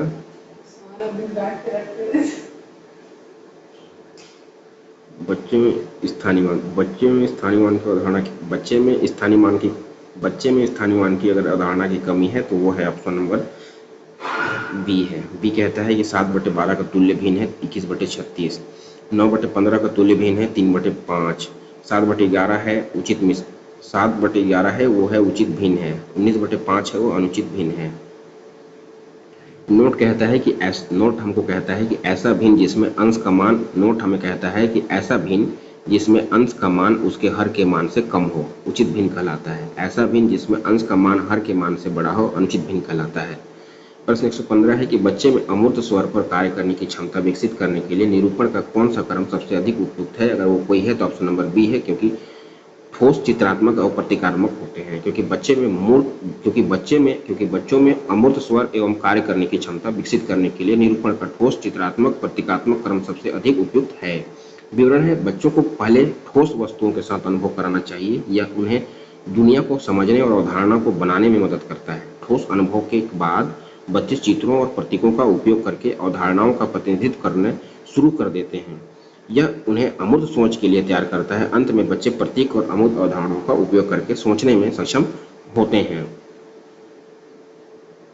प्रश्न 116 है, ऐसे कथन जो स्वयं सिद्ध कथनों से तर्क द्वारा प्राप्त किए जाते हैं कहलाते हैं, वो प्रमेय कहलाते हैं। क्योंकि ऐसे कथन जो स्वयं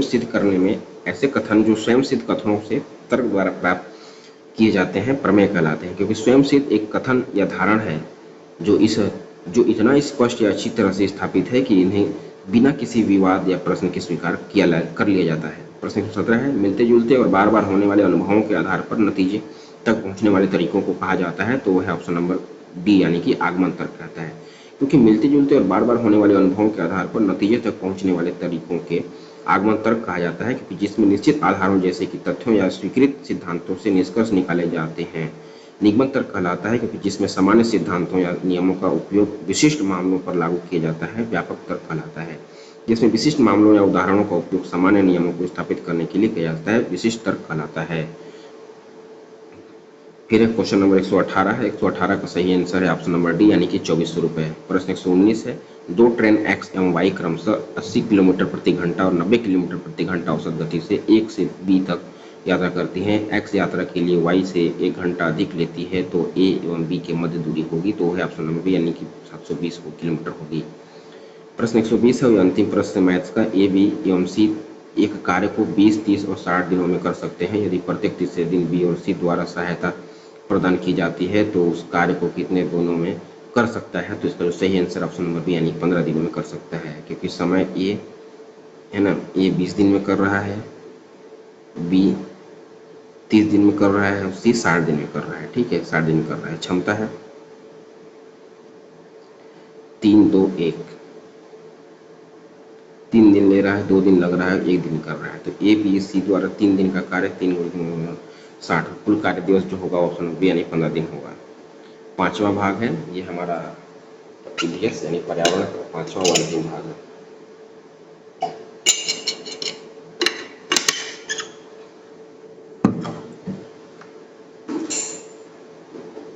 प्रश्न 121 देखेंगे हम कि निम्नलिखित कथनों पर विचार कीजिए। पर्यावरण संबंधित सरोकार के प्रति जागरूकता पैदा करना, पर्यावरण शिक्षा को सभी स्तरों पर समाहित न करना, मानवीय विकास के लिए कठोर एवं शांतिपूर्ण माहौल तैयार करना। उन कथनों में राष्ट्रीय शिक्षा नीति 1986 के विषय में क्या सही है? तो ऑप्शन नंबर सी, यानी कि केवल एक ही सही है। एक हमें कहता है कि पर्यावरण कथन में राष्ट्रीय शिक्षा नीति 1986 के विषय में पर्यावरण संबंधी सरोकार के प्रति जागरूकता पैदा करना है, जबकि पर्यावरण शिक्षा को सभी स्तरों पर समाहित न करना तथा मानवीय विकास के लिए कठोर एवं शांतिपूर्ण माहौल तैयार करना राष्ट्रीय शिक्षा नीति 1986 के विषय में सही नहीं है, गलत की बात कर रहा है। प्रश्न 122 है। ओपरा नाम के कस्बा का मानचित्र पर लिखा था स्केल 1 सेंटीमीटर बराबर 175 मीटर। यदि मानचित्र पर पी और क्यू नाम की जगह बीच की दूरी 10 सेंटीमीटर है तो उन दोनों स्थानों के बीच की दूरी क्या होगी? तो इसका जो सही आंसर ऑप्शन नंबर बी हो, यानी 1.75 किलोमीटर होगा। प्रश्न 123 है कि पर्यावरण अध्ययन के शिक्षण शास्त्र के संदर्भ में निम्नलिखित सभी वांछनीय अभ्यास हैं सिवाय किसको छोड़ के? ऑप्शन नंबर डी को छोड़ के, क्योंकि पाठ्य वस्तुओं संदर्भों को बहुलता को बढ़ावा देने से, क्योंकि पर्यावरण अध्ययन एक एकीकृत विषय है जिसमें बच्चा अपना परिवेश, प्राकृतिक और सामाजिक के साथ अंतःक्रिया करके सीखता है। यह छात्रों के व्यक्तित्व को पोषित करता है। यह छात्रों में सहभागिता के माध्यम से पर्यावरण को संरक्षित करते हैं। पर्यावरण की रक्षा के लिए उपायों का मूल्यांकन और विश्लेषण करने की क्षमता विकसित करता है। आलोचनात्मक चिंतन और समस्या समाधान के लिए क्षमता संवर्धन करते हैं। पाठ्य वस्तु और संदर्भों की बहुलता को बढ़ावा देना, अतः वास्तविक अवलोकन के स्थान पर पाठ्य पुस्तक विज्ञान की श्रेष्ठता पर्यावरण अध्ययन के शिक्षण शास्त्र के संदर्भ में एक वांछनीय अभ्यास नहीं है। क्वेश्चन नंबर 124 देखेंगे कि तालाब के पारिस्थितिक तंत्र में निम्न में से कौन सा जीव एक से अधिक पोषण संस्तर में पाया जाता है? तो है ऑप्शन नंबर सी, यानी कि मछली, क्योंकि तालाब के पास मछली एक से अधिक पोषण स्तर में पाई जाती है। प्रश्न 125 से। राम आम पसंद करता है, वह इन्हें जोड़े के लिए संरक्षित करना चाहता है। निम्नलिखित में से कौन सा तरीका संरक्षण के लिए उपयुक्त है? तो इसका सही ऑप्शन नंबर डी, अचार एवं आम पापड़ बनाना। राम आम पसंद करता है और इन्हें जाड़े के लिए संरक्षित करना, जाड़े के लिए, ठंडा के लिए संरक्षित करना चाहता है, तो उन्हें आम को संरक्षित करना होगा, जिसके लिए वह आम का अचार भी बना सकता है, आम का पापड़ भी बना सकता है, आम का चटनी या चिक्की आदि भी बना सकता है। प्रश्न 126 से। निम्नलिखित में से कौन औषधि प्रकार का जैव भू रासायनिक चक्र है? वो कोई है तो ऑप्शन नंबर डी है, यानी कि फास्फोरस एवं सल्फर है, क्योंकि फास्फोरस एवं सल्फर औषधि प्रकार का जैव भू रासायनिक चक्र है जो पृथ्वी की परपटी में पाया जाता है। प्रश्न 147 से। सालू ने रेलगाड़ी यात्रा करने के लिए एक अनारक्षित रेल टिकट खरीदी। इस टिकट में कौन कौन सी जानकारी प्राप्त की जा सकती है? तो उसमें जानकारी अगर प्राप्त की जा सकती है तो दो ही प्राप्त की जा सकती है, क्योंकि या जनरल क्या बोलता है, अनारक्षित बोल रहा है ना, जनरल की टिकट लिया है तो उसमें यात्री आरंभ और यात्रा समाप्त करने का स्टेशन का नाम होता है और उसमें है दूसरा टिकट का मूल्य होता है। ट्रेन नंबर और नाम नहीं होता है इसमें, क्योंकि जनरल टिकट है नहीं। डिब्बे का नंबर और बर्थ नहीं लिखा रहता है। यात्रा करने वाले का नाम आगे कुछ नहीं लिखा रहता है, सिर्फ उसमें किलोमीटर दिखा देगा, है ना, और किलोमीटर दिखा देगा और टिकट का मूल्य दिखा देगा। सालू ने रेलगाड़ी की यात्रा करने के लिए एक अनारक्षित रेल टिकट खरीदी। यह इस टिकट से यात्रा आरंभ और समाप्त करने वाले स्टेशन का नाम और टिकट का मूल्य, दूरी आदि की जानकारी प्राप्त की जा सकती है, लेकिन अनारक्षित रेल टिकट के डिब्बे का नंबर और बर्थ, यात्रा करने वाले नाम और ट्रेन और नाम जानकारी नहीं होती है। यह जानकारी आरक्षित टिकट में होती है। प्रश्न 128 है, विश्व जल दिवस की अंतर्राष्ट्रीय पहल किस शहर में 22 मार्च 1992 में आयोजित पर्यावरण तथा विकास के संयुक्त राष्ट्र सम्मेलन में की गई थी? तो इसका जो सही आंसर ऑप्शन नंबर सी, यानी कि विश्व जल दिवस की अंतर्राष्ट्रीय पहल रियो डी जेनेरियो, ब्राजील में आयोजित की गई थी। यानी कि विश्व जल दिवस की अंतर्राष्ट्रीय पहल ब्राजील के शहर रियो डी जेनेरियो में 22 मार्च 1992 में आयोजित पर्यावरण तथा विकास के संयुक्त राष्ट्र सम्मेलन में की गई थी। प्रश्न 129 से, नीलम अपनी कक्षा में बच्चों को पक्षियों के बारे में पढ़ा रही थी। अचानक विद्या ने प्रश्न किया कि पक्षी अपनी गर्दन ज्यादा क्यों हिलाती रहती है? नीलम निम्नलिखित में से क्या उत्तर देगी? क्योंकि गर्दन हिलाने से पक्षी उड़ने में सक्षम है। जी नहीं, गर्दन हिलाने से पक्षी नहीं, गर्दन हिलाकर वह दूसरे पक्षियों की तरह नहीं, क्योंकि पक्षियों की आंखें की पुतली जो है घूम नहीं सकती, इसलिए ऑप्शन नंबर डी सही है। क्योंकि पक्षी अपनी गर्दन को बहुत बार हिलाते हैं, क्योंकि पक्षियों की आंखें की पुतली घूम नहीं सकती। पक्षियों की आंखें उनके सिर के दोनों किनारे पर छिकी होती है नहीं, छिपी होती है, जिसके कारण वे एक तरफ एक आंख से देख सकते हैं। प्रश्न 130 से निम्नलिखित में से क्या परियोजना कार्य के सोपान के अंतर्गत नहीं आता है? नहीं आता है, ऑप्शन नंबर डी है, यानी कि निर्दिष्ट प्रक्रियाएं देना। कहने का तात्पर्य है कि परियोजना कार्य का उद्देश्य विद्यार्थियों में दिन प्रतिदिन की समस्याओं के प्रति जागरूकता उत्पन्न करना, ज्ञान का अनुप्रयोग करना, चिंतन को प्रोत्साहित करना और उनमें कार्य करने की वैज्ञानिक पद्धति विकसित करना है। परियोजना कार्य के सोपान के अंतर्गत परिस्थिति प्रदान करना, रिकॉर्ड करना, लागू करना या कार्यान्वित करना अतः निर्दिष्ट प्रक्रियाएं देना परियोजना कार्य के सोपान के अंतर्गत नहीं आती है। प्रश्न 131 देखेंगे हम कि अर्पिता प्राथमिक विद्यालय की एक शिक्षिका है। वह अपने विद्यालय की एक विज्ञान प्रदर्शनी का आयोजन करना चाहती है। आपके विचार से निम्नलिखित में से कौन सा उद्देश्य सर्वाधिक उपयुक्त होगा? तो सही आंसर ऑप्शन नंबर बी, क्योंकि विद्यार्थी के लिए सृजनात्मक माध्यम उपलब्ध करने के लिए। कहने का तात्पर्य है कि विज्ञान प्रदर्शनी आमतौर पर छात्रों द्वारा तैयार और प्रस्तुत की जाने वाली विज्ञान परियोजनाओं की एक प्रदर्शनी है। छात्रों को रुचिपूर्ण अधिगम व्यावहारिक गतिविधियों में संलग्न करने के लिए इन प्रदर्शनियों को समय के नियमित अंतराल में आयोजित करना चाहिए। दिए गए प्रश्न विकल्प बी अर्थात विद्यार्थियों के लिए सृजनात्मक माध्यम उपलब्ध करने के लिए उपयोग करने के लिए उद्देश्य सर्वाधिक उपयुक्त है। प्रश्न 132 है निम्नलिखित प्रश्न 132 है विद्यालय में प्रयोगशाला में प्रयोग करते समय इनमें से किसका विकास नहीं होता है? नहीं होता है, गलत क्यों जाना है? ऑप्शन नंबर सी है, क्योंकि प्रयोगशाला के अभाव में छात्रों को विज्ञान का सच्चा ज्ञान प्राप्त होता है। क्योंकि विद्यालयों में विज्ञान प्रयोगशाला वह स्थान है जहां उपयुक्त अभिव्यक्त एवं नियम निर्धारित प्रयोगों के समुच्च को सुव्यवस्थित ढंग से संपन्न करके मूल्य प्रायोगिक कौशलों को सीखा जाता है। प्रयोगशाला विधि में छात्र छोटे समूहों में अपने हाथों से प्रयोगशाला अभ्यास करते हैं। यह विधि छात्रों को प्रत्यक्ष अनुभवों के माध्यम से तथ्यों से परिचित होने की अनुमति देती है। प्रयोगशाला में प्रयोग करने में से छात्रों के निम्न विकास होता है, क्योंकि प्रयोगशाला में प्रयोग करने से छात्रों में सोचने, विचारने, निरीक्षण करने तथा निर्णय करने की क्षमता विकसित होती है। प्रयोगशाला में आत्मविश्वास, अनुशासन की भावनाओं का जन्म होता है। प्रयोगशाला में सामूहिक रूप से कार्य करने में छात्रों में सामाजिक गुणों का विकास होता है, अतः विकल्प सी प्रयोगशाला में प्रयोग करने वाले छात्रों के विकास में उपयुक्त नहीं है। प्रश्न 133 देखेंगे पक्षियों का अवलोकन करने पर हम पाते हैं कि अधिकांश पक्षी गर्दन हिलाते हैं। इसका कारण यह है कि ऑप्शन नंबर डी अधिकांश पक्षियों का नेत्र स्थिर होते हैं और घूम नहीं सकते हैं। पक्षियों का अवलोकन करते पर हम पाते हैं कि अधिकांश पक्षी गर्दन हिलाते हैं। इसका कारण यह है कि अधिकांश पक्षी में नेत्र स्थित होते हैं और घूम नहीं सकते हैं। प्रश्न 134 देखेंगे हम कि व्यक्तिगत परिवार प्रणाली के तेजी से बढ़ने का कारण है, अगर कोई है तो ऑप्शन नंबर डी है, यानी कि ए और बी दोनों है। पाश्चात्यीकरण और स्वतंत्र लाइफ स्टाइल की कल्पना। एक परिवार विशेष रूप से एक प्राथमिक परिवार को एक सामाजिक समूह के रूप में परिभाषित किया जा सकता है, जिसमें पिता, माता और उसके बच्चे शामिल हैं। व्यक्तिगत परिवार प्रणाली के तेजी से बढ़ने का कारण है पाश्चात्यीकरण और स्वतंत्र लाइफ स्टाइल की कल्पना।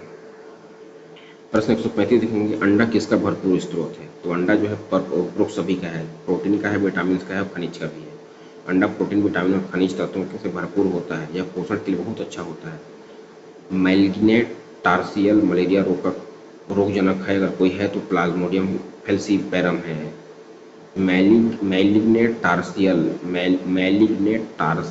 मलेरिया रोग का रोगजनक है, अगर वो है ऑप्शन नंबर सी, यानी कि प्लाज्मोडियम फैल्सीपेरम। मैलिग्नेंट टार्सियल मलेरिया रोग का रोगजनक प्लाज्मोडियम फैल्सीपेरम है। इसके कारण होने वाला मलेरिया अधिक घातक है, जिसके कारण मृत्यु भी हो जाती है। प्रश्न 37 देखते हैं, तंबाकू का धूम्रपान करने से फेफड़े के एल्वियोली के शोथ के साथ होता है तो क्या होता है? ऑप्शन नंबर बी कहते हैं एम्फीसेमा होता है ना। तंबाकू का धूम्रपान करने से फेफड़े के एल्वियोली के शोथ के साथ एम्फीसेमा होता है। प्रश्न 138 है, कैफीन एक स्टिमुलेट है जो कि पाया जाता है, किसमें पाया जाता है? उपरोक्त सभी में पाया जाता है, कॉफी में भी पाया जाता है, चाय में पाया जाता है, शीतली पेय में पाया जाता है। कैफीन एक स्टिमुलेट है जो कि काफी, चाय और शीतल पेयों में पाया जाता है। कैफीन एक प्राकृतिक उत्तेजक है, इसके सेवन से यह थकान को रोकने में भी मदद करती है। प्रश्न 139 है, निम्नलिखित में से किस पौधे में हेल्यूसिनोजेनिक गुण पाए जाते हैं? तो ऑप्शन नंबर डी है, उपरोक्त सभी में पाए जाते हैं।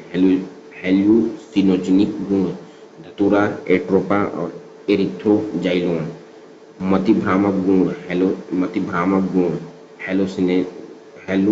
हेलुसिनेसिक पाए जाते हैं। पौधे हैं धतूरा, एट्रोपा, वेल्डोना, एरिथ्रोजाइलोन। प्रश्न 140 से क्या कारण है कि किसी मनुष्य के लिए नदी के जल की अपेक्षा समुद्र के जल में तैरना अधिक सरल हो जाता है? क्योंकि समुद्र नदी से ज़्यादा नहीं, समुद्र के जल का घनत्व नदी के जल घनत्व से कम होता है। क्या करते, समुद्र के जल का घनत्व नदी के जल के घनत्व से अधिक होता है। यही सही है, क्योंकि किसी मनुष्य के लिए नदी के जल की अपेक्षा समुद्र के जल में तैरना सरल होता है, क्योंकि समुद्र के जल का घनत्व नदी के जल घनत्व से अधिक होता है। प्रश्न 141 है, किस मनोवैज्ञानिक ने पर्यावरण पर विशेष महत्व दिया था? तो जो दिया था वो है कर्ट लेविन ने, क्योंकि ऑप्शन नंबर बी, क्योंकि कर्ट लेविन ने पर्यावरण पर विशेष महत्व दिया था। कर्ट लेविन एक अमेरिकी मनोवैज्ञानिक थे जिन्हें संयुक्त राज्य अमेरिका में सामाजिक, संगठनात्मक और व्यवहारिक मनोविज्ञान के आधुनिक अग्रदूतों में से एक के रूप में जाना जाता है। प्रश्न 142 है, पोलियो वैक्सीन की खोज करने वाले व्यक्ति जो थे वो कौन थे? तो वह जोनास साल्क थे, है ना। पोलियो वैक्सीन की खोज करने वाले व्यक्ति कौन थे? तो वह जोनास साल्क थे। पोलियो वैक्सीन की खोज 1952 में जोनास साल्क और पीटर्सबर्ग विश्वविद्यालय की टीम ने विकसित किया था, जिसमें Julius Youngner, Byron Bennett, L James Lewis और लोरेन फ्रीडमैन शामिल थे। प्रश्न 143 है, निम्नलिखित पोषकों एवं उनके स्रोत का अध्ययन कीजिए। तो आइए स्टार्ट करते हैं। गलत जोड़ी को ज्ञात करें। तो दिए गए प्रश्न में विकल्प बी में गलत युग्म है। विटामिन सी केला एवं फिश लीवर ऑयल में एक तथा कैल्शियम मांस एवं ईस्ट में नहीं पाया जाता है, बल्कि जबकि विटामिन सी नींबू, नारंगी, संतरा, अंगूर और कैल्शियम का सबसे अच्छा स्रोत माना जाता है। बाकी आयन जो है आंवला एवं हरी पत्तेदार सब्जियों में होता है। विटामिन सी केला एवं फिश लीवर में नहीं पाया जाता है, बल्कि नींबू, नारंगी, संतरा, खट्टे फलों में पाया जाता है। फिर कैल्शियम है मांस एवं मीट से पाया जाता है। क्लोरीन है नमक एवं समुद्री मछलियां से पाया जाता है। ठीक है। प्रश्न 144 है, यदि उत्पादक स्तर पर 20 जूल ऊर्जा ट्रैप की जाती है तब मोर के लिए निम्नलिखित खाद्य श्रृंखला में कितनी ऊर्जा उपलब्ध होगी? तो इसका जो सही आंसर ऑप्शन नंबर ए, यानी कि 0.02 जूल। पारिस्थितिक पिरामिड में ऊर्जा प्रवाह के 10% नियम के आधार पर अगले पोषी स्तर स्थानांतरित की जा सकने वाली ऊर्जा की कुल मात्रा पिछले पोषी स्तर की 10% है। यह केवल दिए गए पोषी स्तर के उपलब्ध अधिकतम ऊर्जा को भी परिभाषित करता है। यहाँ पौधा उत्पादक है और उस पोषी स्तर में ऊर्जा 20 जूल के रूप में दी जाती है। विभिन्न स्तरों पर जीवों का द्वारा प्राप्त ऊर्जा को इस प्रकार से लिखा जाता है, जैसे पौधे, चूहे, सर्प, मोर। तो पौधे पोषी स्तर में पूर्व निर्धारित ऊर्जा 20 जूल है और चूहों के पोषी स्तर में मौजूद ऊर्जा होगी तो 20 × 10 ऊर्जा बराबर 2 जूल होगा। तो सांप के पोषी स्तर में मौजूद ऊर्जा 2 जूल × 10% यानी कि 0.2 जूल होगा।